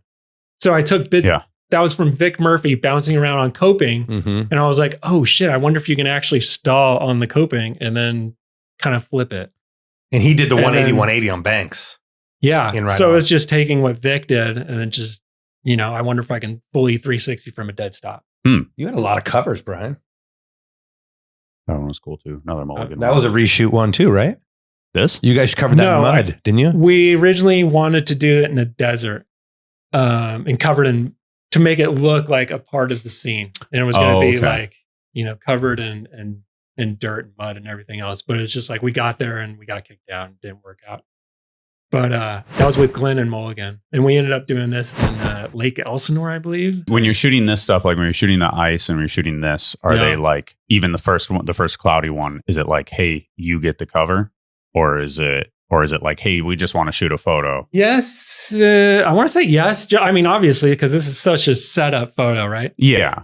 I mean, I get mad at it. Mike wants me to pay for his crazy look at antics, all his but covers. All my shit so far that we're talking about is fully set up and money that I spent by myself, not someone else. Well, you did have Mike rail. It was your company. So you did have Mike what? He did have Mike weld the rail. So yeah, okay, I was a part of it then. Wow. Yeah. I didn't put Mike has a lot to do with my I mean, my BMX career. I do feel like both, like without meeting Brian, maybe I never do anything in bike riding. Fall in love with it as much. Well, maybe I just because vice versa. I just get out of it with the kids in my neighborhood. You know what I mean? I mean, same with me and Gary. There's no way. There's no way I would be doing this right now without Gary, because Gary's the one that made me start, well, like not made me, but like he started riding BMX. And I wanted to do it too. And yeah. No, like, 100%. We definitely pushed each other and like whether we're pushing each other because we're doing something positive or whether he's firing me and it pushes me even more. I'm like, back then when we were coming up, it was major FOMO. Like, oh, Mike's doing this. And include Mike Oskar. When you get older, you're like, not so much for me, it was, for you. Mike was like next level doing crazy shit. Like he was off doing Mike stuff. Boom, boom, huck jam. Yeah. And just doing crazy, just doing Mike tricks, you know, like next level. There was definitely a time when I felt like I was off being a professional bike rider. And even though Brian was arguably still better than I ever was, I felt like he was just doing the company because he was so busy with that, that our schedules were just like, we're just going two different directions. So the answer to the question was basically you did know that you were getting a cover. There was like and something like that. I want to say yes, especially if we were gonna, put mud all over it and make it look like it's a part of the background. Who is your go-to photographer who you could choose for each magazine? It was like, because at the time it was Keith was doing Trans World, Losi was doing Ride, Booth was doing BMX Plus. So you don't have, you're talking about magazine, or if I was to hire someone? I guess like in my time in the magazine, it was like riders. You would hit up riders, of course, but a lot of times riders would hit you up like, hey, I got something to do. That's later. But like, I want to say a lot of things, like I said, were a lot more organic. Like if I was at Moreno Valley riding, Losi was probably right there riding next to me. And so he had, hey, let's, like that, no for the can or whatever. Or I want to say, if it was like something to do with like different color flashes or something, I'd go to, hit up Mulligan or something a little more artsy side. Yeah. Back then it wasn't not a lot to choose from. Okay. Yeah. It's not like what it is now, but these guys are actual photographers, not just digital photographers. When these guys started, they, it was Pushing a Stop, Valvia, like, all film, Hasselblad. These are film. Like you got to actually be out there with a light meter, reading the flash, reading, natural light. Yeah. It's like that's an art all to itself. It was way more stressful. The exposure perfect. Yeah. And then go home and not know. I don't know if it's good thing or bad thing that we grew up on that. It's like trudging through the snow, like makes you appreciate like, I used to suck, but now it's okay. No, I think, it makes you appreciate it almost. For me, I don't know if it's for you, but like set up, like I take photos serious because, these guys, it's a craft just getting the shot, it's not like, oh, it's digital photos. So we can always come back here and, bang it out or, that's, no money involved. Yeah, no money involved. It's just my time, versus like, this is a big deal. Like Keith's here. I got to get this right. Like one and done kind of thing. I don't know, was it like that for you or no? Or you didn't give a shit? I think I was a little more ignorant to it. Your guy was also Brad. Yeah, like, Brad. I shot a lot with Brad. Okay. Brad was the it guy. Yeah. And Brad probably loved him because he's like, right off this roof. Okay. Yeah. Done. Yeah. Okay, we're done. It's just like, Mike was that guy to like, okay, at 360 this. Okay. Yeah. I did one photo shoot with Brad. Oh, it wasn't even a photo shoot. It was a tryout.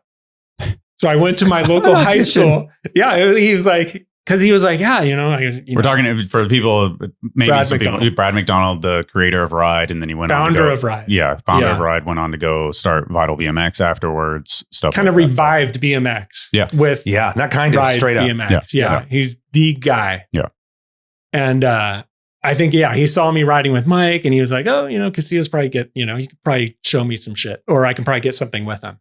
So I do this. I was like, I'm just gonna do this gap. Over a rail, over a planter, Eldorado over the rail. Oh yeah, over the planter. Yeah. And he's like, that's whatever. I'm good.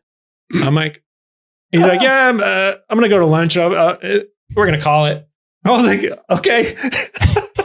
And that was the last time I ever shot. He didn't even shoot it. He didn't even bring his camera out. Did you never shoot with Brad ever? Never. That was like my introduction to Brad McDonald. And it was just, it shit the bed right there. He was probably like, what? This is stupid. This isn't even worth getting out my camera. So looking back, was it cool? Like, you know, because was it Brad's vision of it? Was it like it was too street for him or something? Well, I was like, this is what I'm going to do. I'm going to head right here. I'm going to be up in the air, like boom. And he's like, yeah, it's not good enough. I guess he was used to you jumping off roofs and stuff. And he was like, yeah, that's what I mean. Like, Mike's little buddy isn't cutting it. I remember we were shooting something with Brad, and we're going by Hillcrest Park, you know, in Fullerton. Yeah. And I'm like 16 at the time, 17. And I'm telling him like, oh, back in the 40s or whatever, this was like a big park where they like burned crosses, and it was like a KKK park. And I'm like, now it's just like all it is a bunch of gay dudes hang out there. And he looks at me and goes, "You want to go back there later?" And then just kept driving. And I remember I just went like this. I went. So you were half his age. Yeah, creepy. But he was just having a sense of humor. You know what I mean? But like I wasn't old enough to, get it. It's pretty funny. When I first started at Ride 2, he tried to play a trick on me where he was like, "Yeah, bad news, guys. Like, I like a month in, mandatory drug tests start next week." Really? And he was trying to get me, and I was like, I didn't smoke weed, so I was like, all right, cool. Right. Jeff about lost his mind because Jeff was like, oh shit, like freaking out, and he was like, I'm just fucking with you, and Jeff was like, oh, thank was God. Jeff like, doing some just smoked drugs? weed at that point, you know. So, but he was playing, and I was like, oh shit, Brad got jokes. Like I didn't realize that. But speaking of Brad, because I was just starting photography for Primo, and he was the actual one that actually guided me to like actually properly shoot. Zeiss also was shooting with film, and he's like, you know, he'd critique my work and be like, yeah, this is soft. This is what's happening. Because I was shooting at like 250. Oh, yeah. And I was like, he's like, that's soft. Like, what are you shooting? Like, it needs to be 500 without a flash. It's always going to be that way, you know, and it just like depth of field and just all these different things. And I was like, and he's like, you know what? Just all these photos around you, just critique them. Like, you know, how is that shot? You know, and just like, oh, that's because you're getting a lot of depth of field. Like, so it's got to be, you know, aperture closed, and, you know, you just like fundamental photography. Yeah, just theory. Yeah. And he'd just go over my photos and be like, you need to do this, you need to do that. Like, pivotal, and that was like, pivotal. Yeah. Yeah. And it's like, that's what changed, night and day difference for me, because I was still shooting at 250. Yeah. And he was like, what the fuck's going happening here? This is all soft. Like all these mic photos, garbage. They're just garbage. Yeah. He's like, these will never cut it for the magazine. And I was like, oh, okay. But yeah, that's what you need to hear. That's pretty cool. Honestly, yeah, that is cool. Yeah. Circling back to the photo that didn't work for Brad, I feel like you had an article, maybe it was in Transworld, but maybe it was in Ride, where it was like around the neighborhood. Right. It was all within Keith. 10, 15 minutes from your house. This is back when they had like concepts for articles. Yeah. And I remember because it was all about just like making use of like what was around you and stuff like that. Yeah. And I feel like that's what related to me, because I didn't have a car. And like that sort of like going back to that Brad photo where it's like, oh, you're jumping over this stuff. It's not looking cool. back. But like that article was like, I was like, holy shit. Like, yeah, we can't complain about what we got. We just got to use it better. I found new spots within that radius for that article. Yeah. Because I was like, fuck, I don't know if I have this many spots to make it worthwhile. You know? I just have my jumps in like the high school.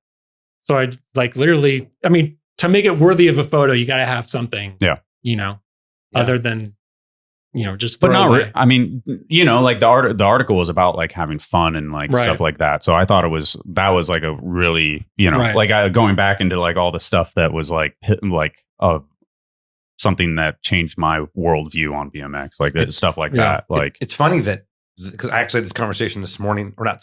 Doyle posted something this morning. He posted a clip of 1201, and it said, "You guys don't know this, but this video shaped BMX for you." Yeah. And then like I wrote him like, I saw that video once and never thought about it again. And it wasn't a bad thing. It was just that like for where you were, things affect you. Because you probably did things that affected me. I told him I never seen it. Yeah. But it's like you said, that those things you affect them, which kids don't have now. I never saw 1201 either. Yeah. But you know what I mean? But this article affected you. Yeah. But it is that an East Coast versus probably. West Coast thing? It's regional. Plus it's trails? Standard Country versus S&M. It's Nowhere Fast versus Don't Quit Your Day Job. It's that. But even back standard versus even S&M. back then though, we would embrace or should have embraced anything in front of us, but we didn't. which is weird. It's not that. It's just it wasn't ever in front of us. I never saw it. But also, I think well, even the first Anthem, I never saw. Yeah, I never saw it. Yeah. I mean, like I missed Road Fools 1 for a long ass time too. The first one I ever saw was Road Fools 2. So it's like that's I even told him I was like, my Bible was right on and head first. Yeah. Yeah, I mean those probably two 44 are like, something a little bit. Those formative. I don't even think I've ever seen 44 Oh, I something. love that video. Yeah. You never seen For me, it was trash. No, honestly, it was like for me, it was trash. Trash was like everything. I remember seeing Trash, but it's just those guys were just so ahead of themselves, like, but it just ahead of their time. Yeah, with like Gutierrez doing rails to turn downs or just like I can't even wrap my head around like that. I mean, Trash fully shaped everything for me. Yeah, it was Brian and then Trash. Like Cheese, I think Cheese was the first video I ever saw. I don't think, but you're a San Diego kid, so probably was a huge influence. Yeah, 100%. Yeah. So, but all right, we went on a tangent there. But when things that you were doing volume, and volume, I feel like volume's still around, but it's been what 25 years, probably almost. Yeah. What was the year? What year did you start? Started in '99. So 25 years this year. Yeah. But what people don't know is that you guys almost started a shoe brand. And it was like a huge thing, and you almost lost the company over it, right? Right. So at the time we were doing fixed gears, and that started to really blow up. And also the same timeline, we moved into a new warehouse, a 12,000 square foot warehouse with land in the back to do ramps. And we were like, we're going to do shoes. We're going to, fixed gear is funding the whole building at this point because Dan's is teetering, And what did that do also? What did the fixed gear do to the brand awareness and brand, how people in BMX felt about it? I mean, fixed gear was, everyone in BMX was against fixed gear, obviously. It was like, it was like rollerblading. Well, no, when I first started the fixed gear, I made one for myself and it was drop bars, just everything. It was, this is just a full-on track bike. Yeah. And then later it turned into fixed gear freestyle, which obviously people had problems with. It was like, why don't you just buy a BMX bike? But it took off so fast and just business was just coming in left and right from it. So it was like, finally, we can trust a bike other than this fixed gear frame from, Italy or wherever. Yeah. And what they wanted to do with it was it was BMX related, but BMXers just didn't. Was the fixed they gear, frowned upon it a lot. It was the fixed gear money funding the BMX? Oh, 100%. Yeah. It was funding the team, everything, the building. It literally took off. And it was just like, at one point we all looked at each other and it was like, what are we doing? I mean, did you like it? Like, because you were Captain Hardcore. I love the actual track bike. I love the actual track bike. And my whole goal at this point was to make Volume into a bike company. Yeah. Like I want all types of bikes. I want to do track bikes. I want to do mountain bikes. I want to do, big bikes. I want to do everything. Because you can only be so big in BMX. You just need that circle just to keep expanding, right? But yeah, it's just nobody embraced it as much as myself, Did it hurt the brand? Yeah, it did. I mean, to the point where we knew it was funding so much, but we felt it was hurting the core brand that we needed to just start tapering off. Mike Mastroni, did Mike Mastroni tell you that? Not so many words. I think. I mean, a lot of guys were against it. I don't think a single pro rider was. Oh, fixed gear is awesome. I think I had Jason on board to like ride one for one of the first ads, but nobody really embraced it as much as me. Then how'd shoes come about? My buddy Travis Jackson, he was always my connection into the skate, and he's always working for soft goods companies and skateboarding, and he was like, it was his dream to start a shoe brand, and I was like, talking with him, I was like, dude, I would love to do that. Let's do it. Let's see what we can get started and see how far we can go. What was the name of it? Called Our, Hour. Oh yeah. All yeah. Right. And we actually went so far to actually get molds made and everything. You put else. a lot of money into it, right? Yeah. It almost bankrupted Volume at that time. Just that being in that building and we hired a designer, and it's just, ultimately, why didn't it happen? Travis later had a brain aneurysm that ended his life. Oh. And it was just like, from there, it just, because he was the visionary behind it. He was the brand manager. He was the one, I was busy doing all the bike stuff. Yeah. And he was like in charge. He was brand manager of this whole project. And kind of just collapsed with him. And at the time, we were just putting so much funds into it. It was just, we weren't seeing anything back for at least another, who knows how many years. So you did make the shoes. We made samples. Samples. So I have hundreds of samples. Oh, wow. And a lot of people don't even know about them. Yeah, I don't. They didn't go anywhere. As soon as Travis passed, we just ended it completely. Crazy. Yeah. Damn, that's a hell of a story. And then you guys still have the fixed gear stuff. With the fixed gear, is it like you guys are putting so much effort into the fixed gear because it is successful that you're neglecting BMX a bit? Yes and no. I mean, BMX was always my passion. It was just like, it's never going to go anywhere, right? Plus, we still always had the pro riders for BMX. Plus, we are now sponsoring fixed gear riders, but we spent $0 in marketing. Yeah, it just did it. We didn't pay any riders for fixed gear. These guys just loved it. Like, people came out of the woodwork to be supporters of the brand because of fixed gear. Like designers at Nike, like designers here or there. This is just skateboarders like embraced it. It was crazy. Yeah. Yeah. And it was like something so new that BMX never brought in for us. It was, I loved it. It was like kind of like an artsy culture coming into fixed gear. Yeah. That BMX never really had. It was just like, once they made a movie about it, though, it was over. By the time that movie came out, what movie's that? They made some sort of like fixed gear movie, Bike Messenger, that was, New York City. Quicksilver. I remember it. Yeah, big actors in it. Yeah, it wasn't that bad. I was like, oh, this movie came out. It's over. I was like, a bike stunt movie. Awesome. Yeah, really? Yeah, because I was like, how did I not get a job on that? Rooftop was like, maybe I can jump through a window or something. So his stunt career just catapulted. Oh, go ahead. No, at what point? So you're now it's late 2000s, right? That when all the shoe stuff's happening? Yeah, late. You're still doing Demolition. How's Demolition doing at that time? We haven't really talked about Demolition. Yeah, and why did you start? Yeah, you started Demolition. Why did you start Demolition? And it felt like to me that Demolition was always cooler than Volume. Yeah, that was always my thing, to keep them separated. It's just two different images. And I always wanted two different teams, but they always, friends collide and you always end up on both. But I started Demolition a year after Volume in 2000. And that was just because Primo, at the time when I started Volume, when I was still working at Primo, I was still getting paid. So I was double dipping. Mm-hmm. And suddenly, like, I don't even know how many months in, they're like, hey, this is a conflict of interest. Like, you're making more parts and this and that. And I was like, all right, I'll just start my own, So that was kind of the catalyst. Do you pick, back then I always thought there was that book with all the stuff you could like pick parts and you just put your logo on it. It was like, there's always been the Taiwan book, but I want to say our beginning products were all either molds or design, Okay. CNC stems or. Where'd that name come from?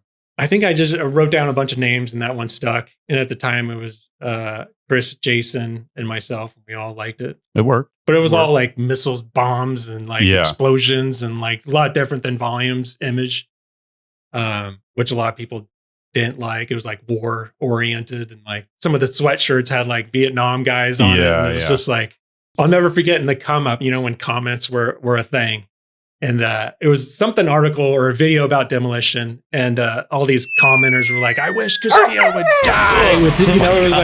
It was like, because of the war graphics, I was like, well, that's the opposite of, what you're, what you're promoting, But yeah, for some odd reason that stuck with me. I was like, oh, these kids are weird. So Demolition kicks off, and then what are the heydays like of it for you? Like the best times when you look back, like I guess like On the Clock, or is it the Demolition video, or is definitely videos? It's always bring back a lot of memories, Yeah. I feel like the Demolition video was a popular video. Yeah, Chris Bennett's part gets a lot of love. Yeah, for obvious reasons. His part is definitely next level. One of his best, if not his best. Well, we got the full And Glenn made this, right? Yeah. I think I went to the premiere. This is actually where we went. Why we went to Australia? It's a extra. Yeah, right? extra bonus feature. Yeah. Oh my god! That right there broke my nose. Oh my god! Oh my god! When was the last time you watched this, Mike? I don't know if I've ever seen it. See, it's things like that with Mike. You know, he's. God, that first clip was brutal. Is this video just me, you, and Jason? What's happening here? Oh, there we Wessel, go. yeah. Yeah. Enz was on fire at this time. I want to say everyone was just when everyone was firing, doing their best. Yeah. Jesus, dude, did we pull anything? Oh, Tony Hawk level. Oh my God, the meltdowns. We're not going to talk about this, are we? I hope so. I mean, look at that. I think Bennett beats me on all my meltdowns. Bennett definitely was next the level. one. Look at that. So at a point, I heard, this is good because I heard at a point that Bennett got told to stop fucking throwing his shit because he was costing the brand too much money. Like, I've never said that ever. Well, not in the sense of like, I thought it was a good thing. Like, it was like his image. It was like, but like warranty stuff, like other kids were doing it and you were just getting shit. I never. No. All right. Myth. Stuff I heard that wasn't true. I thought it was hysterical because I was usually behind Bennett, dying laughing. Yeah. I feel like this video was a good representation of the time. Music, speed, the way it was made. Glenn did a great job with this. Most of your clips were old on Hoffman's. I only filmed 4 clips, I think. And the rest was just because I was busy doing all those tours. Because Glenn didn't film a lot of your part. No, I just had footage. This is all footage I just had. Yeah. I came to the premiere at the warehouse. The warehouse with Jarl. Oh, okay. Yeah. I think the only memory I really have from it. Did I talk to you that day or no? I was probably so stressed out. Yeah, a little bit, but I mean, I was just a kid. I didn't work at Ride or anything. Right. But I think it was like shortly after you met your wife, or then not your wife or whatever. I was the first time I met. Right. I remember meeting her. None of this even looks remotely familiar. Because you weren't in on these sessions. Yeah, I think he was right there, wasn't it? Yeah, right there. Oh yeah, I remember the last clip. I was 720 or something. Golden Retriever. But that was not a Golden Retriever. Yeah, was it? Drake Miller. Yeah, the man. You know, he lives here in Ventura. Yeah. For the record, we're not in Ventura right now. Oh yeah. Well, he's from Midwest. Diamond Bar again. Yeah. The go-to.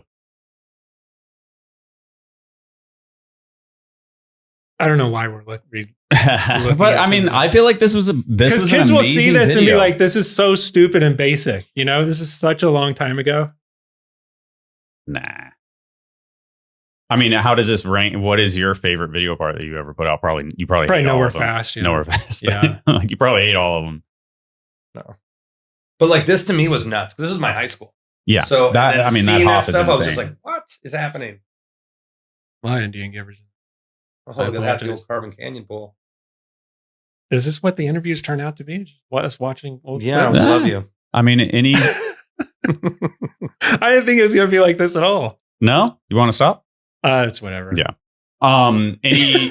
I mean, we talked about like the dominant years, and this is what you said is a Demolition video. So is it just like this? These are the fondest years of the company where everything worked and everything was good. I mean, I'm in BMX, so nothing. I don't know if there is like a great ooh. Yeah, I don't know. It's so BMX is such a weird industry because it's constantly up and down. Like you can have because it's summer's good. Yeah, your winter sucks. Like. Okay, so there's good and bad every year, right? Mm-hmm. So it's always fluctuating. So you just don't. It's so hard to say that you're kicking ass or whatever. Are you shirtless there? Yeah, I showed. That was amazing. Thank you. You'll never see that ever. I've never seen what. That's right. Look at that. I would love to hear the story about the time you went to jump the fence there with Snowden. Yeah, we're not going to talk about it. He went there. I lost my mind. He lost his mind because he wanted to jump that fence. Yeah, right in New Mexico. So they drove. Was it with Losi or was it Glenn? That was Glenn. Glenn, they drove all the way out there to film it. You were with us. No, I was not with you weren't? No. Oh, shit. I thought you were I was not with you. And they drove all the way out there. It's like 14 hours, right? I thought you were the one egging me on this. No. And you went out with Snowden. And Brian, I'm so embarrassed by Brian this. has legendary meltdowns, right? Like when I all the time. But it's now Chris Bennett meltdown. Yeah, it's just like it's that, but like whining. Okay. No, like look, I guess it's different for me because Brian is so good to me. He's so good to me that the idea that he can't do it is baffling to watch him melt down. I don't know about that, but I went all the way to New Mexico and I envision, perfectly executed jump over this stupid fence. Yeah. I can't wrap my head around doing it. It's just, it doesn't look like it's really doable. Just because I'm sure it is, but it is where it's so hard to explain because you have to take off at the bottom in order to drift over from my side. Yeah. I'm sure anyone can do it. I feel like maybe up there over that or something. If you were going I don't know. Yeah. Anyway, it's close. Yeah. Someone can do it. No problem now. I realize that. Of course. But I had a meltdown and Ben Snowden was just standing there. I don't know how Ben was involved in this trip, but somehow I started yelling at him like a maniac. Go get in the car. Who told you this story? Glenn, probably. I told him to get in the car. I was such an asshole. Tell the kid to get in the car. I was such an asshole. I apologize, Ben. And then, did it start raining? It started snowing that night. So Brian's like, we're going home. I don't know if we just drove home. We might have. I would like to think. I've been on plenty of trips with you where you're like, we're going home. It doesn't matter if it's local or anything. We'll get somewhere. Something will happen. You said this was going to be a fun interview. It is fun for me. Not my proudest moment, Ryan. Not my proudest moment. Yeah. But no, now I know why. Ben was on this trip because Glenn was filming another ride video part with him. And he's like, hey, I'll go if Ben can go on because I got this other project going on. And I was like, all right, like I don't know Ben, but get in the car, kid. Get in the car. Stop looking at me. I think he said, tell the kid to get in the car. And he's right there. Asshole moment. It's so embarrassing. We all have them. I've had a few of those. Tell some more. Yeah, let's go. No, I will never tell you that. Michael gladly throw anyone under the bus during their big interview. Right. Yeah. I don't do a lot of these, but now I know why. Yeah. Yeah. Welcome. Oh, yeah. Yeah. How much did Glenn have to do with volume and its image and things like that at that time? Videos have a lot to do with how a company is portrayed. And, Glenn definitely had his style. And I just embraced everything that he was doing at that time, and he was always down and he was always, he rode too. So he wasn't just filming all day, we'd ride together and then film. Everything was organic, so he really had a big part and, we'd talk and like we were on the same page or at least it seemed like. And things like the video On the Clock, how much of that is Glenn and how much of that is, predetermined?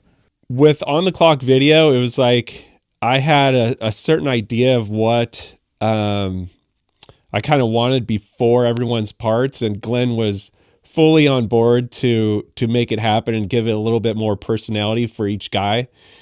Glenn got on it, and he just immediately started making things happen and kind of interviewed each guy beforehand to see what their personality was and just make the video, accordingly to that guy's, what they were into or what the vibe was, what they wanted to do outside of BMX, I guess.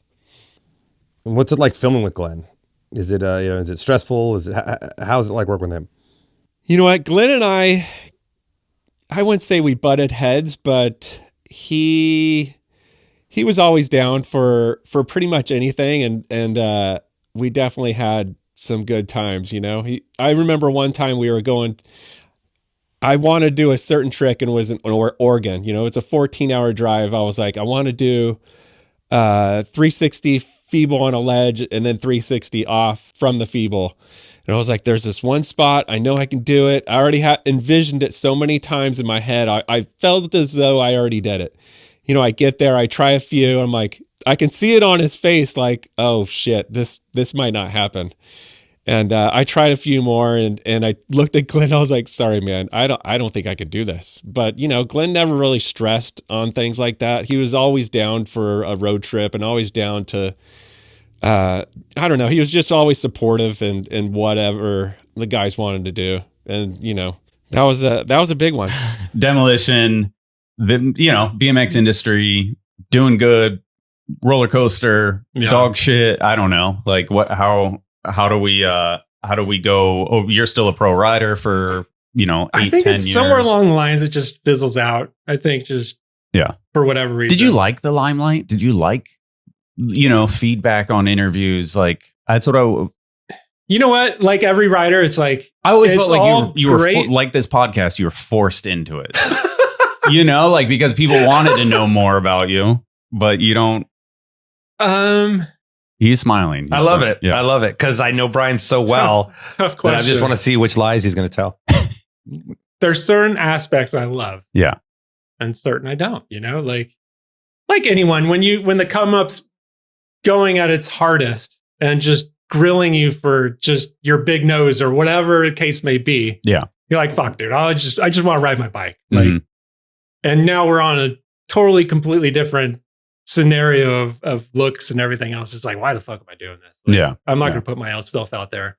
But I think the turning point from pro to not being pro was just like, again, I think the come up comments had, I wouldn't say a lot, but it was something. It was just like Castillo needs to worry about his team and not so much as himself.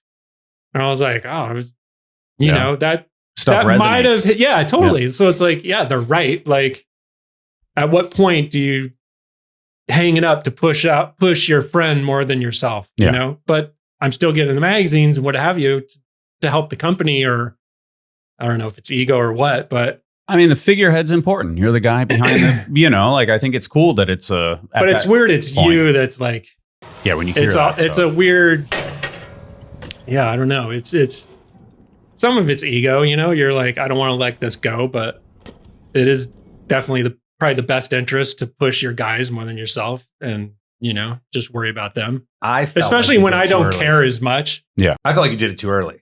I'd see you pushing everyone else and I'm like, people just want to see Brian. Nothing changed with your riding, but I feel like in your head, you decided this was the route you were taking. Yeah. It was never like a thought out thing. It was just like, whatever. Yeah. Because I remember there was stuff where it's like, I can't remember the specific video, but you had a few clips in it. And it was like, I remember that was like forced. Like they forced you to get out and get a couple of clips. I said, really? But it wasn't that it wasn't that you weren't riding. It was just that you didn't want to film. Like you felt like you didn't want to. Yeah, it was just past my time. It was just it was over. Yeah. As soon as you get a Dennis Anderson on the team, it's you got to look at yourself and be like, what the fuck am I doing? Yeah. That's when I got fired. That makes sense. When Dennis get on, we don't need. Honestly, no. A big turning point. I don't think it was for you, but seeing guys like Van Homan, like I was manualing a rail, and now this guy, he's manualing the biggest rail known to man. Yeah, straight over the back. Yeah, and I'm like, I don't have the testicles to do this shit any longer. Riding wise, when do you feel like you stopped progressing? I guess is that an issue? Oh man, I don't even know. I never really looked at it that way. No. Yeah. Because I always feel like I always use Enz as an example, like that his style and just what he does, and even Doyle is like we don't need to see a 720 from Doyle. We just want to see it turned down. We just want to see an invert, and he could do that forever. And I feel like when I was young, it was like I would learn something, once a week. It seemed like something new to me at least. But it's like as time goes on, that slowly goes away, and you try to take those tricks. Wow. Bigger stuff or whatever. And you slowly stop learning, but you take it to bigger obstacles or whatever. Was there ever a time that you stopped enjoying riding? Yeah, but it was way after. Yeah. Way after what? I don't even know what you want.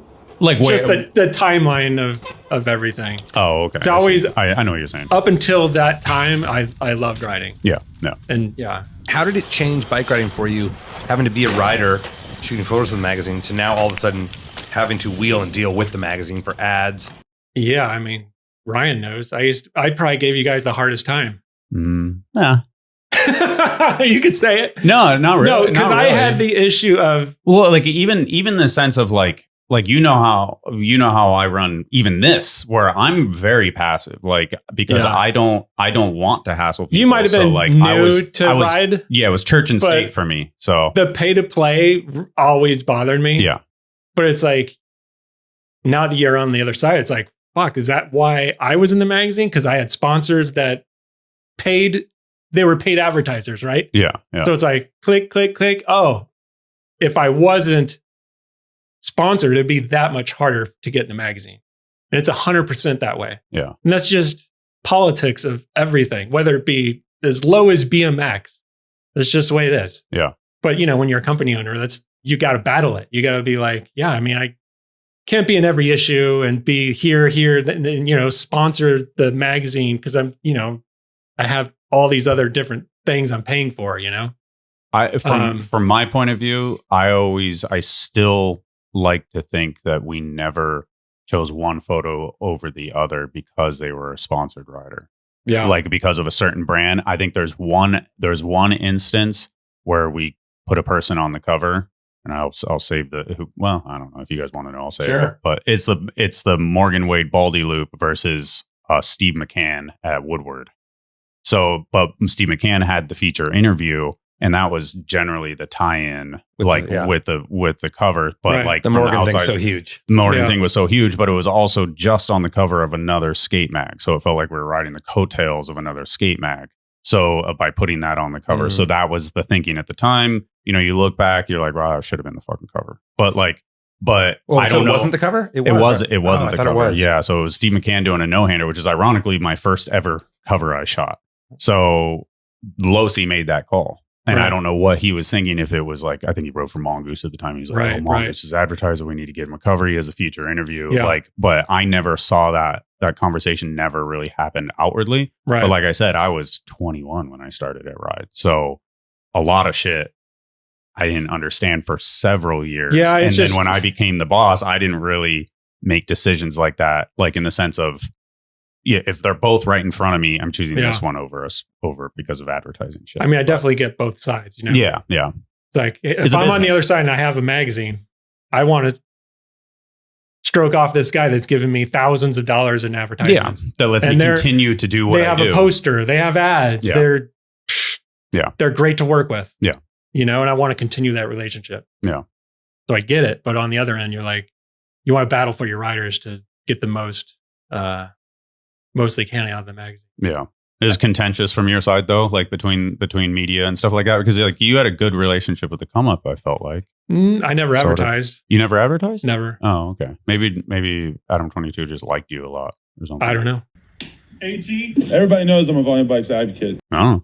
You did like interviews and stuff with them, and like maybe it was the Mastroni thing. People still bring that up. No, Mastroni was after the fact. After I think Mastroni even had a falling out with Adam. Okay. But yeah, I think Adam's first bike was a Destroyer or something, and he always was a fan of volume. Yeah. So he straight up said that. So yeah, like, okay, cool. As a company owner, like watching the way media, how you used to get stuff in the magazine, whether it be through products or riders or advertising, how did it affect BMX when the internet came around and changed all that? And then the magazine was gone, or it was just Instagram and riders were sort of up to their own devices to make it happen. Did that change the way you could spend money in bike riding, or change the way how you sold products? Well, yeah, you're not advertising anymore, right? Yeah. So is the trade-off even? It's hard to say because you're saving. I mean, on one end, you're saving all this money in marketing, right? Yeah. But on the other end, it's like there's no marketing.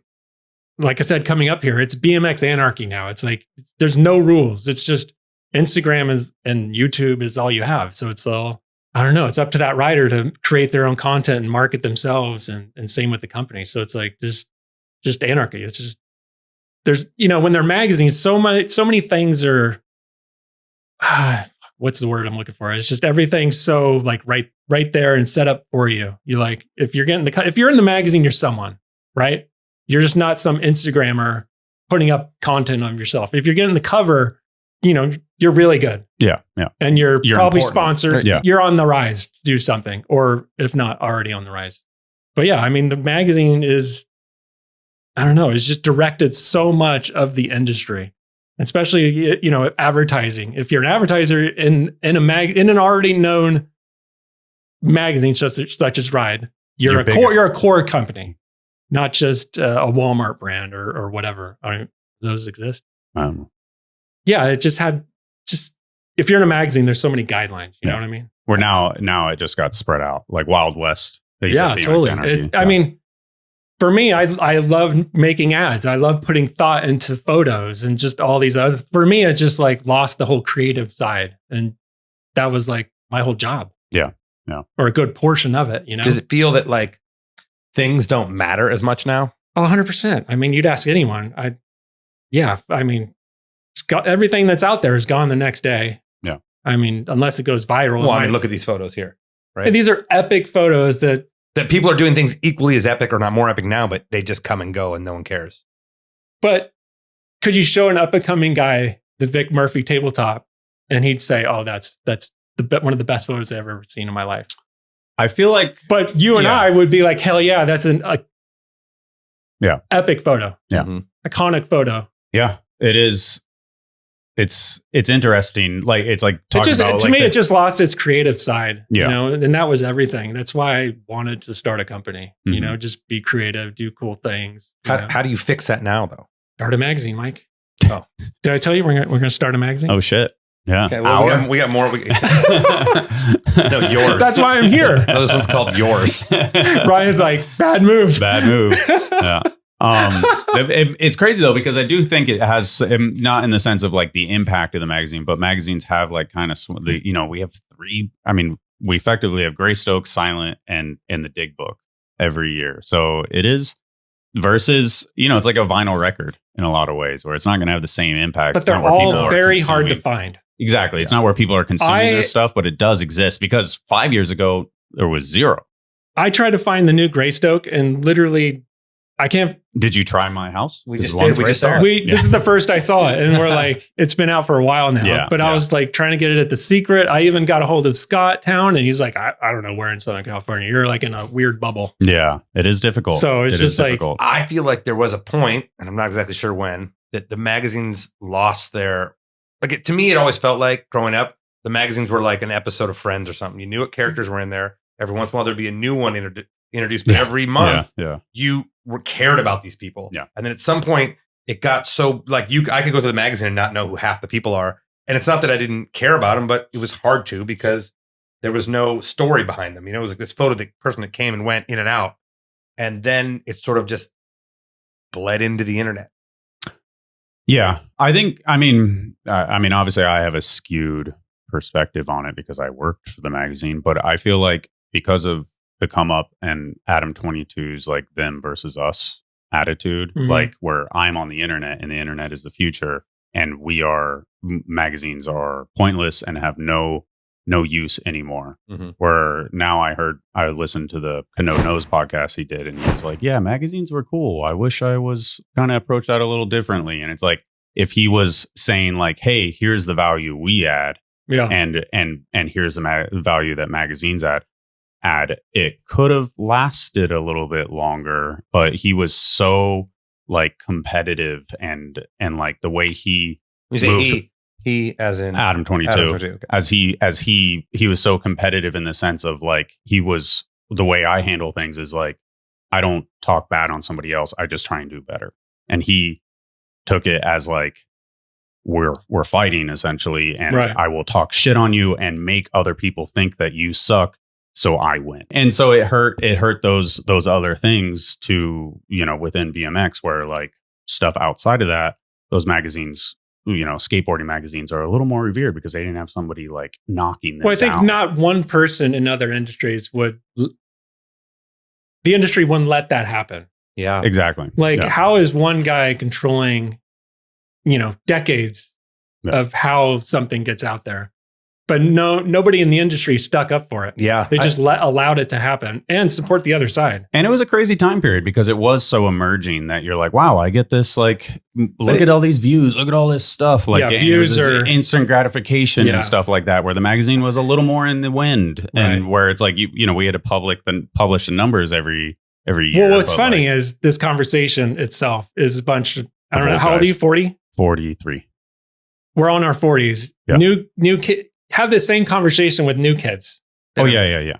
I mean, they talk about the come up like in a way that I'm like, oh, God, that hurts. You know, like. But I don't know if new kids would embrace a magazine. But I think the magazine could have gotten another generation of rider if it didn't have this strong voice saying that it was dog shit and like pushing it away. Maybe I'm wrong a little bit on this or all of it, but I do feel like there's a little, and it's hard to say to you because you're part of the magazine. I'm trying to blame you, but there was a part of the magazine that didn't do its job. I hate to use skateboarding example, but skateboarding in the second, like Brian or me get older, we were useless to the magazines.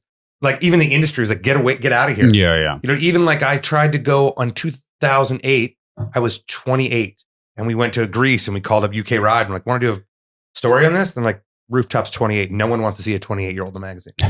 And so they wanted nothing to do with it. But like in skateboarding, Jamie Thomas, Costin, all those guys still matter even now. Yeah. And we just got rid of the foundation that, you know what I mean, that gave these companies roots. And it's like, and all of a sudden, then there was a bunch of kids that not that no one cared about, but they could come or go and they had no history in the sport. Yeah. Now there are ones like Dennis who are, but you know, people come and go. Yeah. But we got rid of all the heroes. The heroes and the staples that gave things, you know, meaning, you know, but some of these company brands, you know, and I always thought that was really strange that BMX to me was the only company that was like, or the only industry that I knew of that was intent on making sure no one succeeded.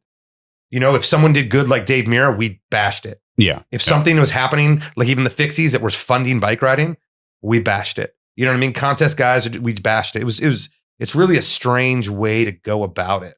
Yeah. Well, I want to say a lot of it is embraced today. Like Dennis riding mountain bikes would be unheard of when he first started. Oh, of course, yeah. He would be... I know would that be better than anyone. by BMXers. He would... Right? Yeah. No, 100%. Yeah. I mean, even 8 years ago or something. Yeah. So to see him do that is definitely, I don't know, stepping awesome. Point in the right direction of... I mean, there was a time when, I mean, you know, I was damn near kicked out of bikes for my forward part.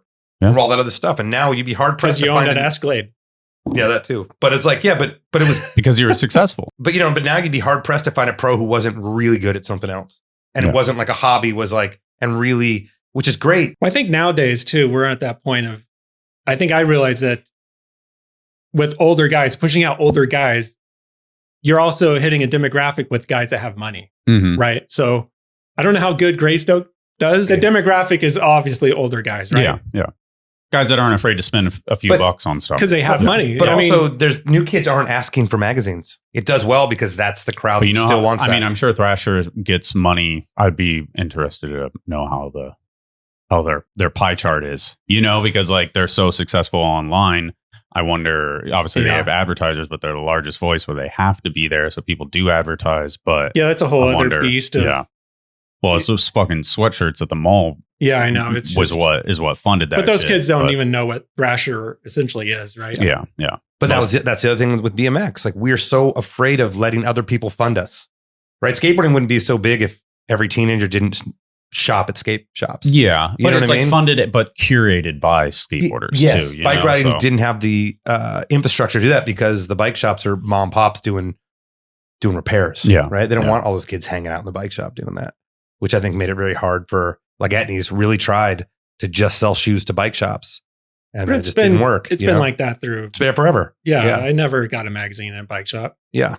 You either subscribe or you never see it. Yeah, you know. I mean, I have this whole other section that's going to get heavy, but I did ask heavy. People, well, you know, there's just like you might cry. Yeah, you might. Yeah, but there are some. What is he looking at? There are some. Me? You just looked at the camera. Yeah, I did.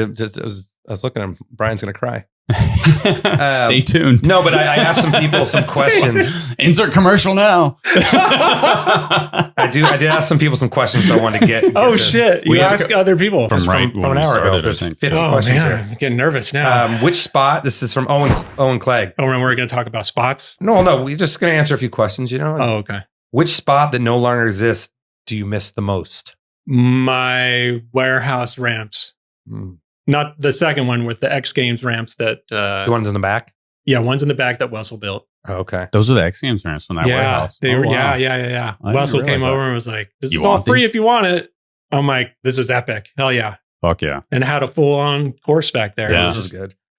Owen Clegg again. What's the greatest memory from a trip over here for a bike show and the trips you went on? A during bike it? show. So Yeah. Bike 99, Yeah. Mike and I. Wait, hold on. Before we even get there,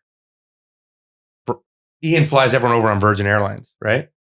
And so Brian's never been anywhere, and I've traveled a bunch. Well, of I've sport, been right? places, No, but not overseas. not overseas, but Yeah. like it's a big flight. It's a big deal. Brian at Yeah. that time too isn't, like you said, introverted. You know, we're sitting by each other.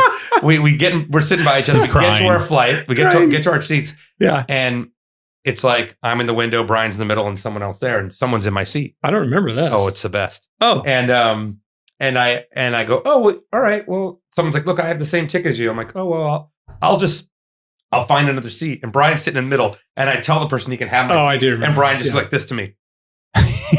he got first class or so something. then they put me in first class with like massages and food. I came out in a jumpsuit. Brian Yeah. came out, hadn't slept the whole flight, came out just miserable. So I didn't sleep this whole flight. Yeah. So we get there, jet lag, major. I didn't sleep. Right. Ian picks us up. We decide to go to, I don't even know where we were, but we stop on the side of the road, middle of the night, and a gas station parking lot. No conversation or anything. They all just exit the vehicle, go underneath the van, and start to sleep. And I was That like, was the hotel. what the fuck is happening? They're all sleeping. They're like, no conversation. They're like, hey guys, like, we're really like, Yeah, Mike in had a to get a pinch- first class ticket. We in can't a afford pinch. There's, hotel. sorry guys, there's no Hilton tonight. Yeah. There's no Hilton. Yeah. And we just got to pull over on the side of the road. No conversation. Because we'd all been doing these tours for a year. We knew how they went. you know? Yeah. They go underneath the van, pass on each other's shoulder. I start walking around going, if there's a hell, this is it. Like, this is the worst experience of my life. Like, my eyes are just bloodshot red. Just like, what the fuck am I doing here? Like, this is hell. We're up. I was jet lagged too. We were up all night. And I couldn't shooting talk to weird this guy. photos in the hotel. He was knocked out on someone's shoulder. He like embraced it all. And I was like, am I the crazy one? Like, this is nuts. I can't just sleep underneath the van. Like, yeah. Was Owen there? Is that why you know that? No, I don't think. No, that was he it. just knows the story. I remember that. Shout out to Cleggy. Yeah. Oh, that dude's so good. Yeah, he is. Let's see. Someone wants a job from you. Good How's luck. film? I mean, yeah. What's the craziest thing you've seen that stressed you out, and the most being worried about it? Stressed me out. Being in the bike industry for as long as I did was. What do you mean was? No, Ryan just said something about stress, about just leaving stress behind and having a normal job. And something popped in my head. It was like, I'll never forget this moment. I told it recently to someone, and it was Joey Cobbs was in Japan with like 12 of our riders. And he called me up in the evening. This is like the biggest trip I think Volume's ever had, overseas in Japan with like our top demolition guys. And Joey calls me one evening. He's like, I quit. I can't do this any longer. Like, Dennis is like, he's creating havoc for me. Him and Tyler, they went to a sex store and bought a bunch of dildos, and they started throwing them in the van, and one of them hit Rhea in the face. Rhea's the distributor. Rhea's like 60-year-old owner of a distributor, Motocross International. Hit her in the She's face. the distributor of every single BMX company in Japan. And he's telling me the story. I'm like, Joey, whatever you do not quit. Collect your bearings. Let's get it together. Like, this trip cost the most money we've ever spent on a trip. I'm like, dude, just come back. We'll have a talk. I don't know what you got to do. Like, I'll talk to Dennis when you get back. Like, don't quit. He's like, I can't make any promises. They're fucking just stressing me out. Like, this is insanity. He hit Rhea in the face with a dildo. This is fucking crazy. And I swear to you, I was like, don't. And he agreed to not quit. And he's just going to man through it through the night. And I next morning, I walk through the warehouse. We had the shoe catastrophe, the big warehouse, fixed gear, Mastrone's like doing his thing with volume guys. And I was telling Law in the warehouse, walking back, and I literally fell to my knees because my back went out. Oh, just from stress. Stress. Yeah.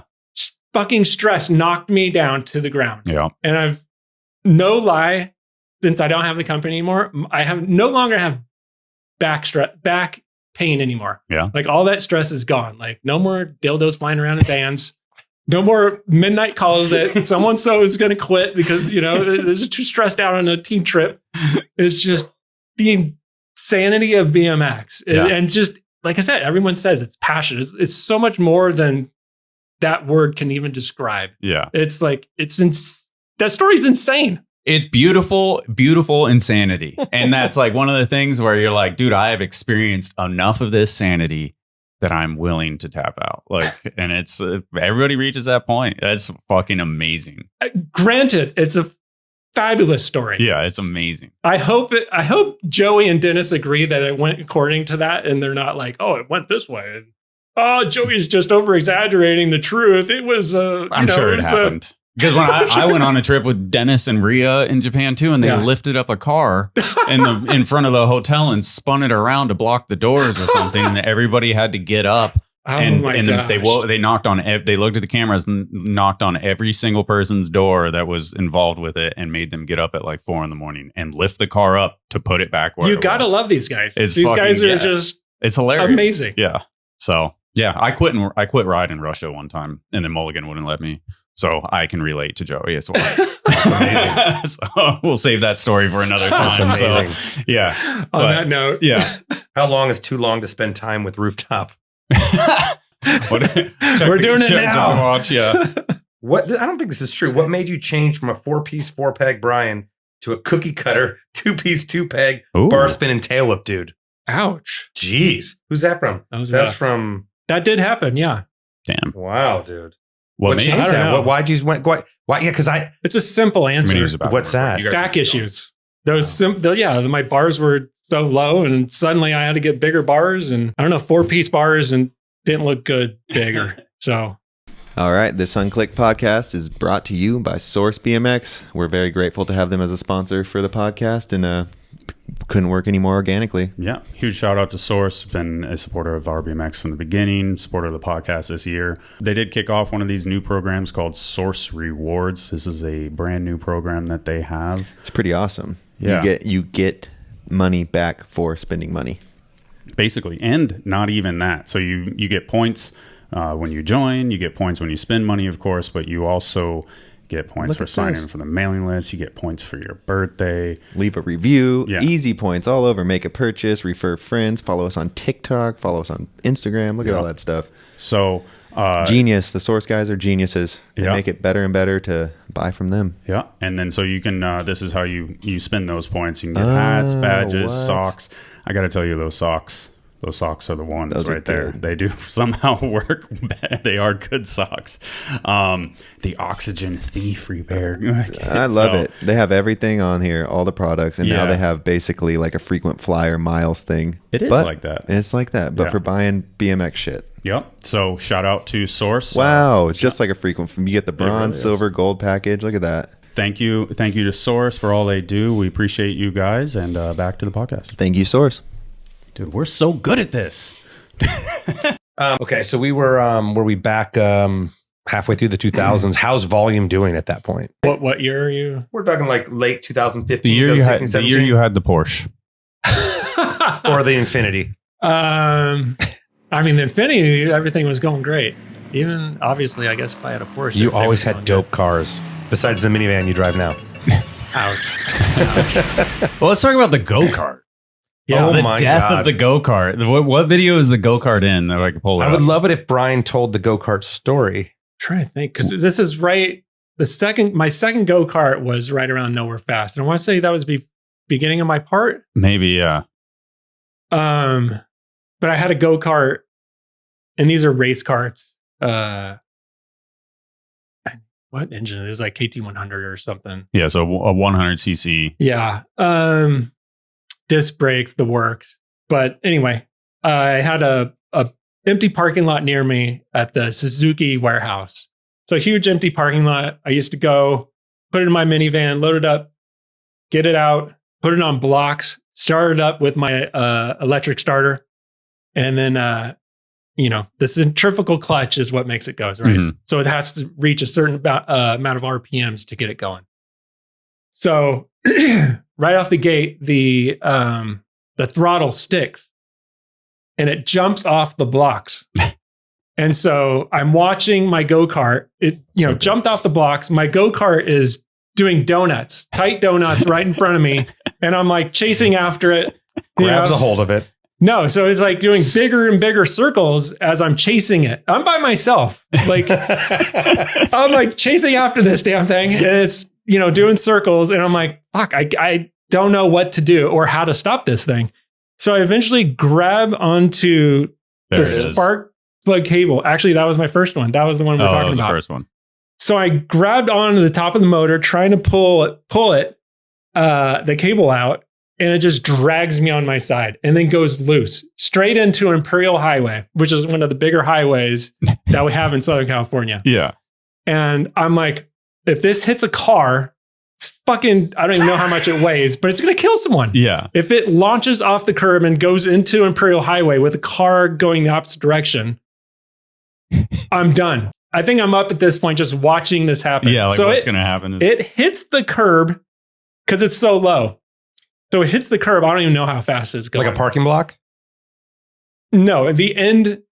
So it's like a sidewalk curb. Yeah. Okay. Sidewalk. And then it's curb, sidewalk, hill, Imperial Highway. Okay. Hits the side of the curb. Because it's so slow, it doesn't launch off. Well, it kind of launches, but it goes straight up in the air. Instead of going distance, it almost went backwards. It flips, like all these parts and everything is falling off of it. It's just like, and it just explodes on impact.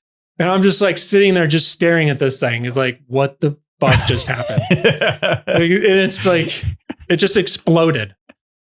I'm like, just by myself. I get everything, put everything in the car and just like look around. I'm like, I'm out of here. Too fucking and good. Just took it home. Growing up with Brian has been one giant Curb Your Enthusiasm episode. That wasn't my fault though. It was just random things happen to me. It never is. That was out of and my that was hands. the first one, so you did get another one. So my dumbass decides to get another one. Are you racing them at all? Are you like, no, I'm just taking them.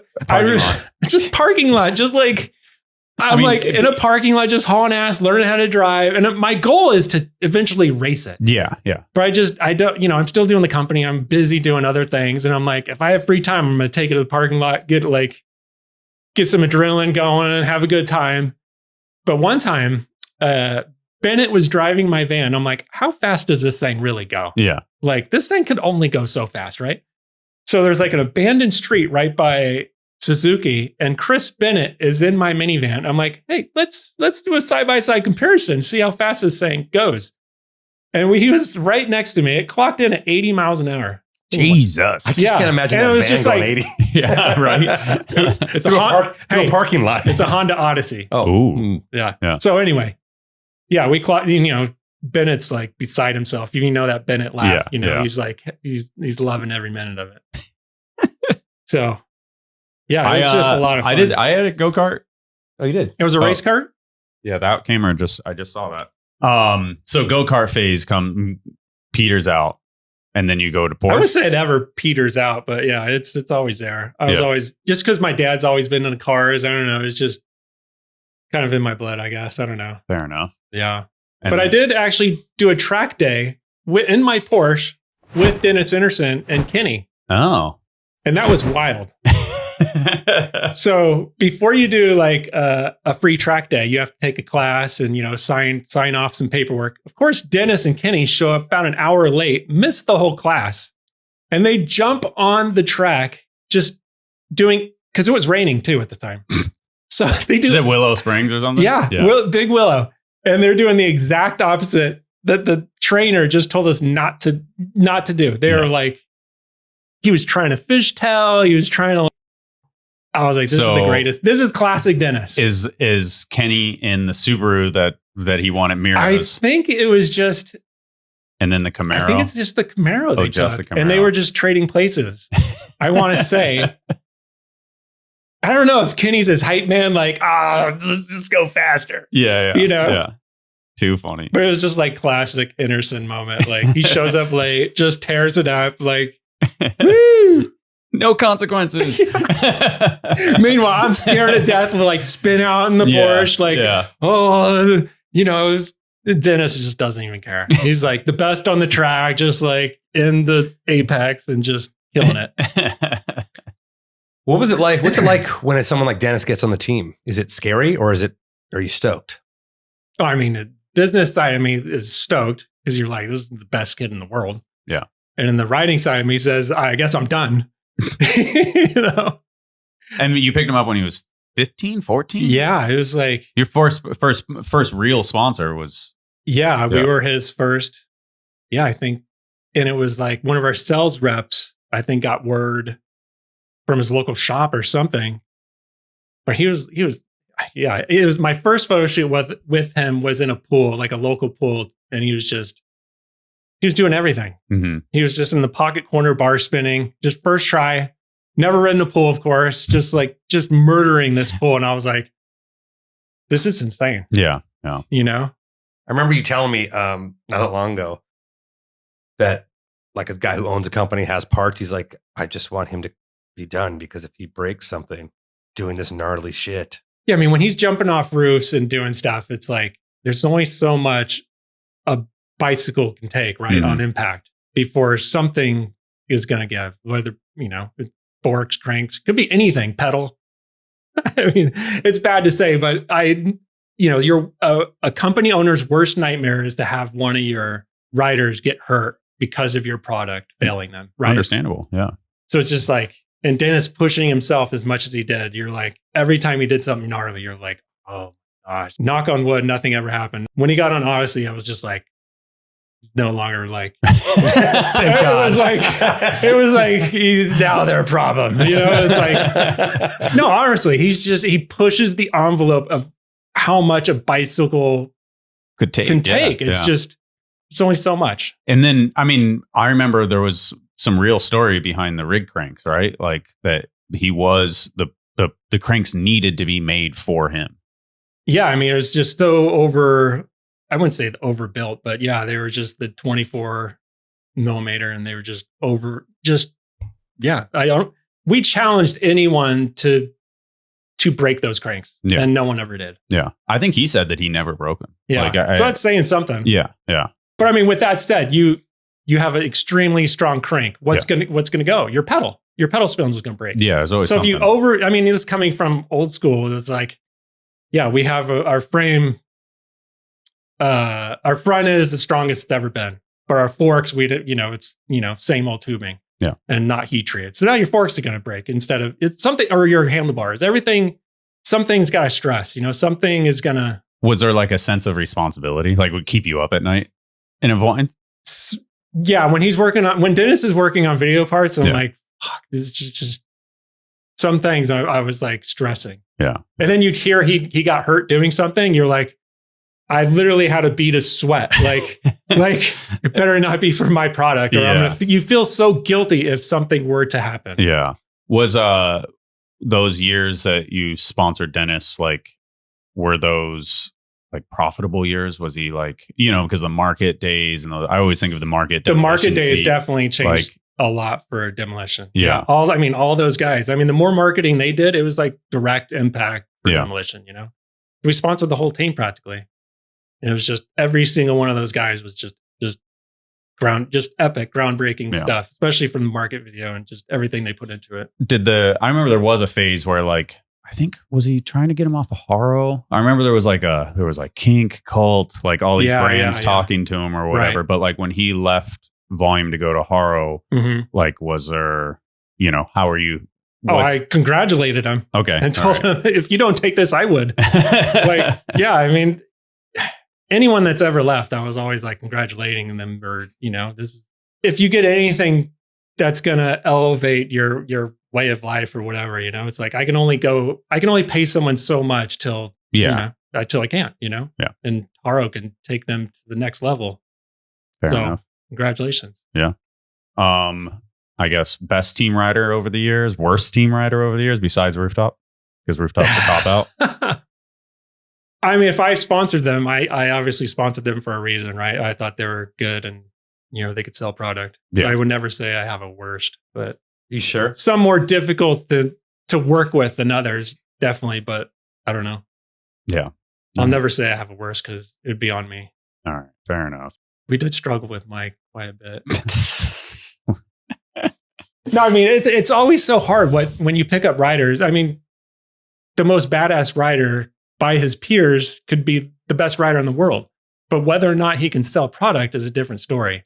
100%. So it's like, I mean, it's so hard to say. Talent and product sales don't go hand in hand. Yeah. Well, I mean, kind of goes back to the thing we talked about before, because the magazine sold the products in a sense, because that was your advertisement, you used the riders, and it was up to you. But now when the internet changed, the marketing becomes the advertisements are the riders. And if the riders aren't willing to post the product and stuff like that. What the magazine did, it was good. Like, and I think I mentioned this to you the other day.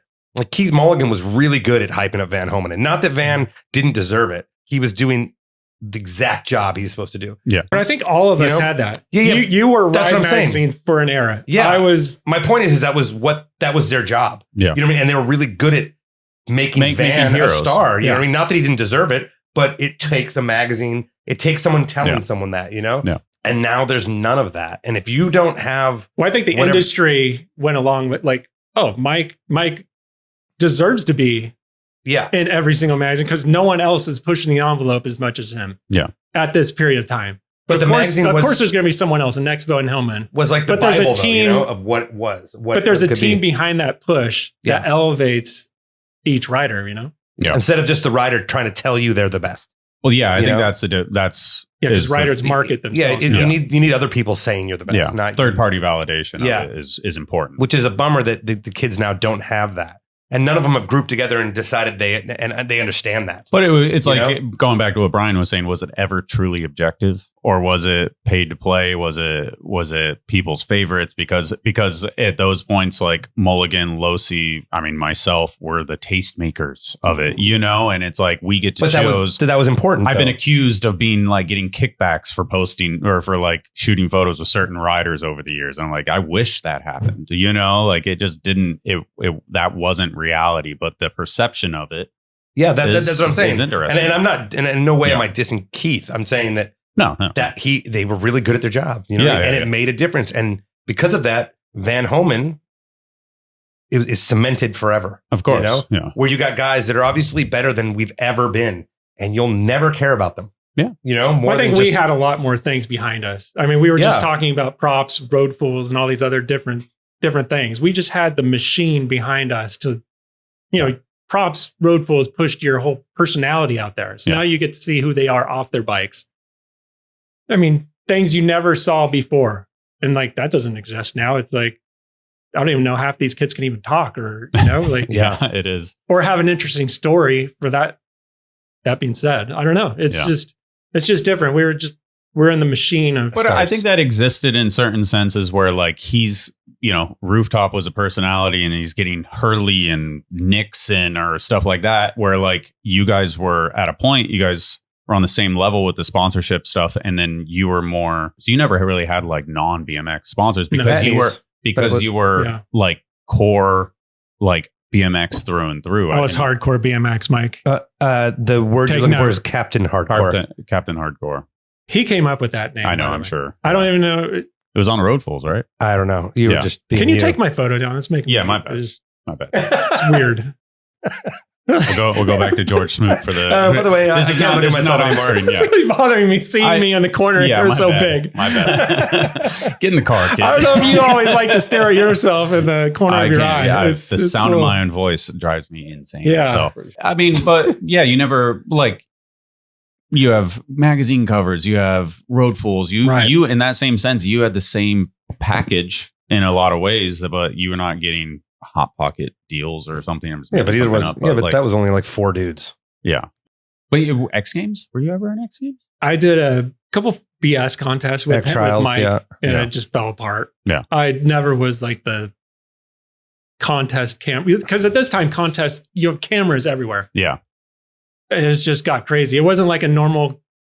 What was the first contest? It was like at Matt's house, and it was just like so raw and just. Oh, you went to the second one, right? Yeah, you went to the Oklahoma. second year of Oklahoma. But it was like so raw. There was no cameras, no one. It was just hardcore BMXers. That's it. There was no X Games, no nothing. It was just, it was just hucking yourself, hoping for the best. Yeah. It was like a giant jam. But if nobody was coming up and trying to interview you, I'm like, last thing I want to do is, come out with a, some sort of story about myself, and then before my run. Yeah. Yeah. I mean, that's like sums him up though. Like in so many different ways, like incredible bike rider. Don't fucking put a microphone in my face. Like in a lot of ways. Like I think I am now. Yeah. Right. But only I took think 30 years. But I think for somebody like me, I like that. That was appealing. Like the going back to the not talking, even though it's not real, but like that perception of it, of like riding around the neighborhood, like not talking, not being like extroverted and doing this, and it was like about the bike riding and nothing else, resonated with me. For contest guys? Or no. Like I'm just talking about just the background. When I was a kid, like I'm saying that style riding, that stuff like resonated with me more so than like the Mira and stuff. Because there was a phase where I really liked Mira, but then I learned more, and I found people like Brian. Don't look at me with that. Brian has not shut up to me for 30 years, so he's not as quiet as you think. Bickering back and forth with this guy is really taking a toll. He's breaking me down. And it's paid off. I'm almost 50, so it's paid off. I'm halfway to death. So I'm getting in there quicker. I mean, should we get... I want to know, you basically, volume became your whole existence, right? And sort of everything that was Brian Castillo after 2010 or so. Right. Because you weren't in the magazines a ton. You'd step back from that, like you said. At what point is volume something that's still worth doing? And where is that now for you? Because I know you told me it was always worth doing. It's always... I look back, like I said, I love creating. I love everything about running a company, just designing product. The actual, I always say, just the design to just seeing it come to fruition, right? To being on your bike. Mm-hmm. It's like every kid's dream. Like I drew this in my bedroom. I saw a sample, I wrote it, and now I see production, other people riding it. It's like, that was my dream. Did it for, 20 years. But that slowly goes away with, sales dropping, with magazines going down, Dance Comps takes a shit, all these different things, and debt and everything. But with that said, it's just with everything in BMX, it always dips down, goes back up, and dips down, right? How are you paying your riders? How are you, like at this point, because like the whole industry's having troubles. Are you paying yourself? So what's roughly happening? like 2016, it was like, Law and I are always giving back and from our own money and in the company, from our own bank accounts, getting new loans, doing whatever we can to keep it going, right? As most businesses do. But at one point, it was just like, we just got a business loan. I haven't paid myself in 6 months, right?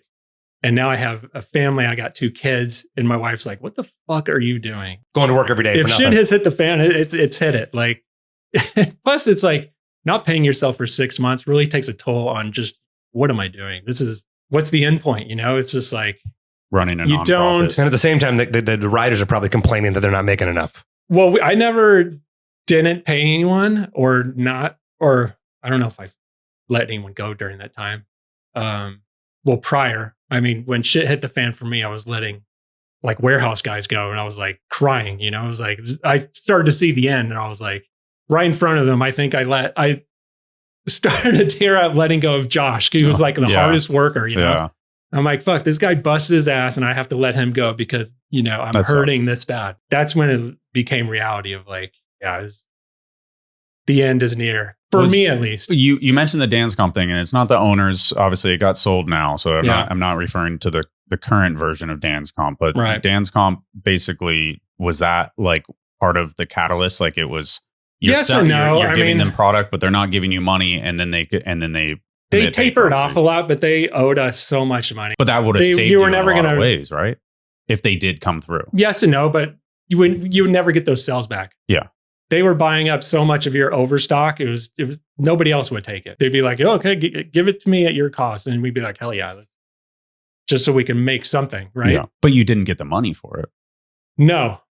So, I mean, what are we talking, like $200,000? I mean, you just suck it up. No, it wasn't as crazy as some. Yeah. But it was a lot. Because it was a huge thing in the industry. Yeah, no, it was. Yeah. It was. But yeah, like I said, it started tapering off. So we saw the writing on the wall. Sales overall just took a dip after that. Yeah. So yeah. So I just wasn't taking a paycheck. And suddenly, I was just like, we were letting guys go. And I was like, yeah, I got a call for myself. Like, yeah.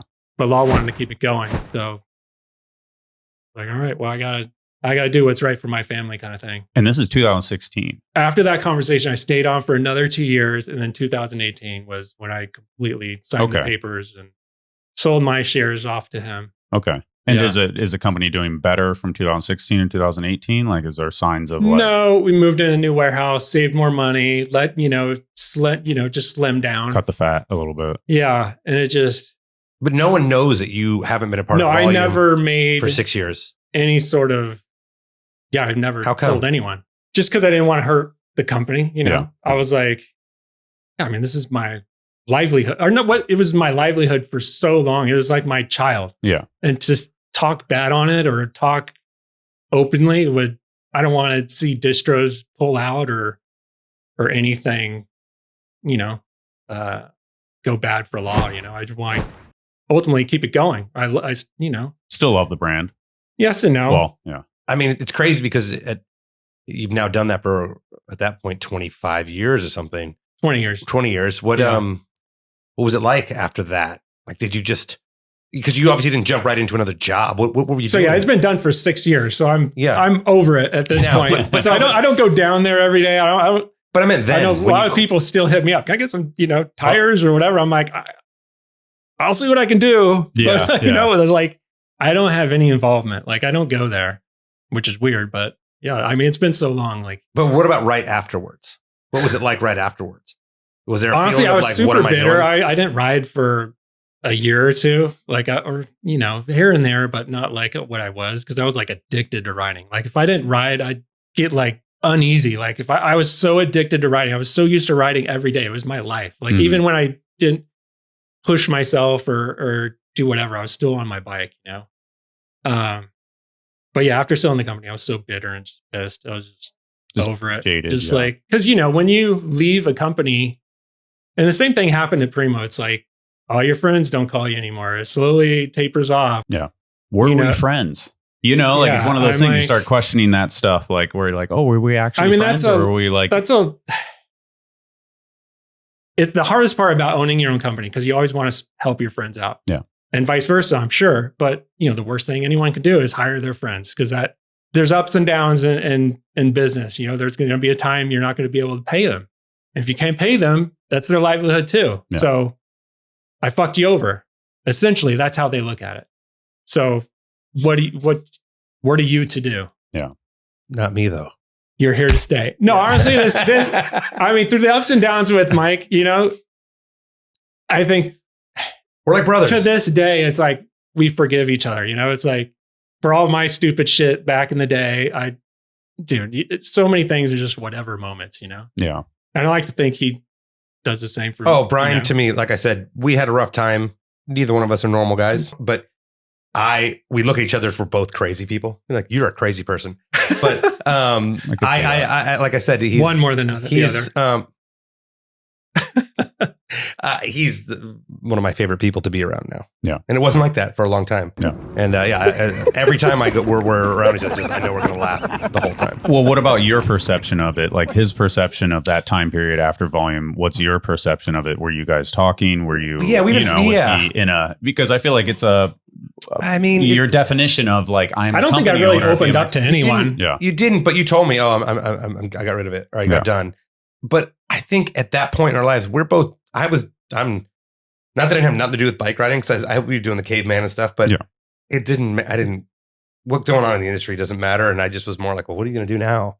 Yeah. And did you ever because I know we talked about it, but there was times when you had offers or opportunity or looked into working for another brand, and how I never had that. Oh yeah, I thought, or maybe there's No. talks of you thinking about working or for another brand. Of course, when my thing with Volume Demolition was over, I always thought I was going to, I don't know what I thought. Honestly, it was like, oh, maybe I can go with another brand. And then what am I going to do? Work in the warehouse and build myself up? Like, I'm like, I was like, do it all over again. I was chief here. And now what am I going to do? Like somewhere else, it's like, and plus what brand? Yeah.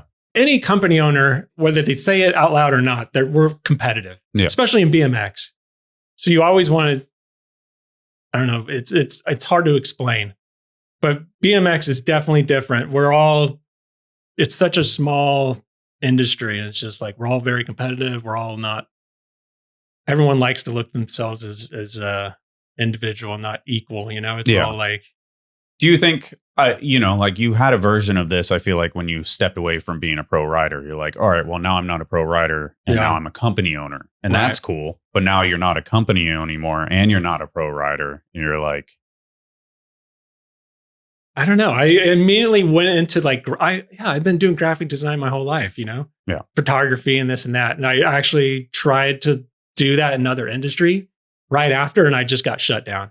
Like, oh, your stuff is outdated. And I was like, oh, let's see your Instagram. Oh, you got a couple hundred followers. Like my old company, I don't know. I wasn't like a genius at it, but it was just like getting shut down multiple times from different industries trying to do exactly what I did in BMX somewhere else. And that was a wake up. That was more of a wake up call than letting go. It was just like back-to-back wake-up calls. Like, oh, shit, maybe my shit is dated. I don't know. I don't know. This is like, I need to get completely out of the industry and do something else.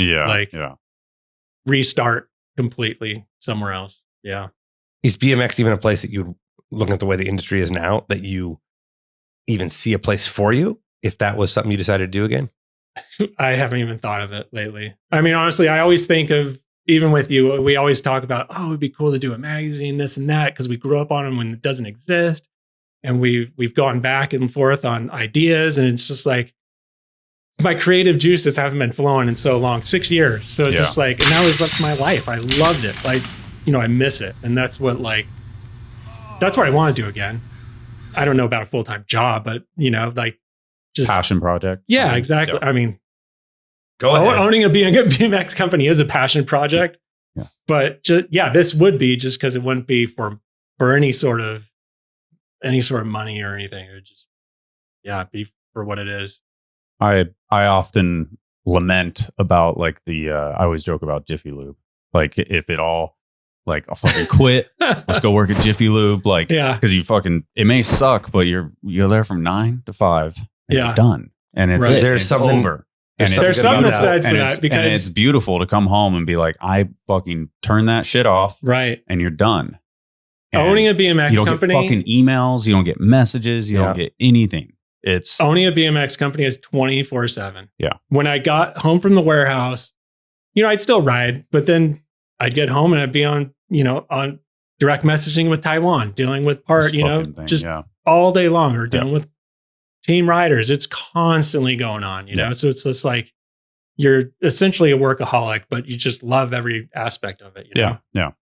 It is very relatable for me because it seems nice. I've never done it. For me, I mean, I haven't done it in 24 years or whatever it is. Like I'm on the same thing. So the constant hustle is exhausting for 30 years of just hustling and trying to figure it out. And I burn out hard. I generally burn out once per year. Yeah. And it didn't happen the burnout this is year, a lot oddly enough. For money not coming back in. Yeah. It's like, you work, you're probably the same way. You're a workaholic all day long and then at night. And then some months aren't as good. You're like, okay, well, I got to fund these other projects and take a step back myself. I think I went through a little bit of a reckoning like the last couple of years to really separate and like try and, via do not disturb schedules and stuff that, and putting down my phone and daily reminders of phone time and all that, of like really separating and keeping my sanity, because I feel like it's such a marathon. Yeah. And as you know, that it's like you have to, for your own sanity, You go a little bit slower, but you stay in it longer. And in the end, tortoise hare, the tortoise catches up, and in the end, you do more and you do better. So I think that's I just think it takes a long time for to me. get Just the end game was having these little people I have to look out for, and 100%. My passion just isn't gonna overstep them. It's there first, and I got to do whatever I can to look after them. How's riding for you now? Oh, it's great. I mean, after taking quite a bit of time off and just being, I don't know, bitter is the word, but just exhausted. No, because as much as I hate the industry and what it's turned into, there's nothing like a good ride or a good session. It's after I sold the company, or after I got rid of the company, it was just like, my wife's like, "Oh, you still ride?" I'm like, I don't see why not. Like, I love riding. Like, this is, the feeling from riding is still, after a good session, you're just nothing like it, And I think, it's just, I don't know. It's something about it. Even after I stopped doing the company, I did a trick at a schoolyard. I broke my nose again. And I was like, this is it. I'm done. I'm done. Like, I can't keep doing this, right? I know this perfect nose just keeps getting better. So it lasted a day. And I was like, I was back riding the next day. I was like, and I was just, it's like that for everyone that rides. It's just like, I don't know, man. There's so many people that step away and they're like, yeah, I'm done. And then 2-3 years later, they just slowly, get back on the bike, get reminded of why they like it. And then it's so important for your own sanity and stuff like that. Because it's part of you, it's not something you do. It's just something you are. Yeah. Well, I think plus it's like, as much stressed I was, it's like doing some sort of exercise or pushing yourself is just, I don't know. It's just something about just relieves everything. It's therapy, I guess. Yeah. Yeah. Well, I'd like to say, thank you for everything. I know that sounds weird coming from me because we're winding this thing down. We're winding it down. That's a good note to end on, But thank you for everything. I mean, without, and I know you're going to make fun of me later, but without you, there's no me. There's no. I don't know about that. No, but there isn't. There's no, not at the level and the version and the creativity there was. There's no Van Homan. There's no Bob Sherbo. There's none of those guys. You influence so many people and just the industry around you. And then all the people that you put checks in their pocket and kept them able to ride with your company for all those years. I mean, 25 years is a long time, 20 years to be facilitating other people being able to do their therapy. So thanks a lot. I appreciate you coming in today. I know this has been a struggle for us to do for years and months, but thank you. I appreciate that. And you're doing good now. I think you're happy, family's happy, healthy, riding. Like, I think that's the best thing. So thank you. Appreciate for having me. Thank you for coming. I don't know if I'll come back, but you can. That'd be great. You want to come hang out? Yeah, we'll do part 2. When Mike and I come out with the magazine. Wink, wink. Yeah. Right. Yeah. Great. Grayer stoked. Yeah. Grayer stoked. Black stoke. Unstoked. Yeah. All right. Thank you. Thanks, you, Brian. Appreciate thank you, it. Rooftop. Oh, yeah. Appreciate you guys. Sweet. Cool. That was good, I think. Right? I think it was a good one. Yeah. I don't know. I liked it. That was one of my favorite ones. Really? Yeah, because we talked about stupid. You're stupid.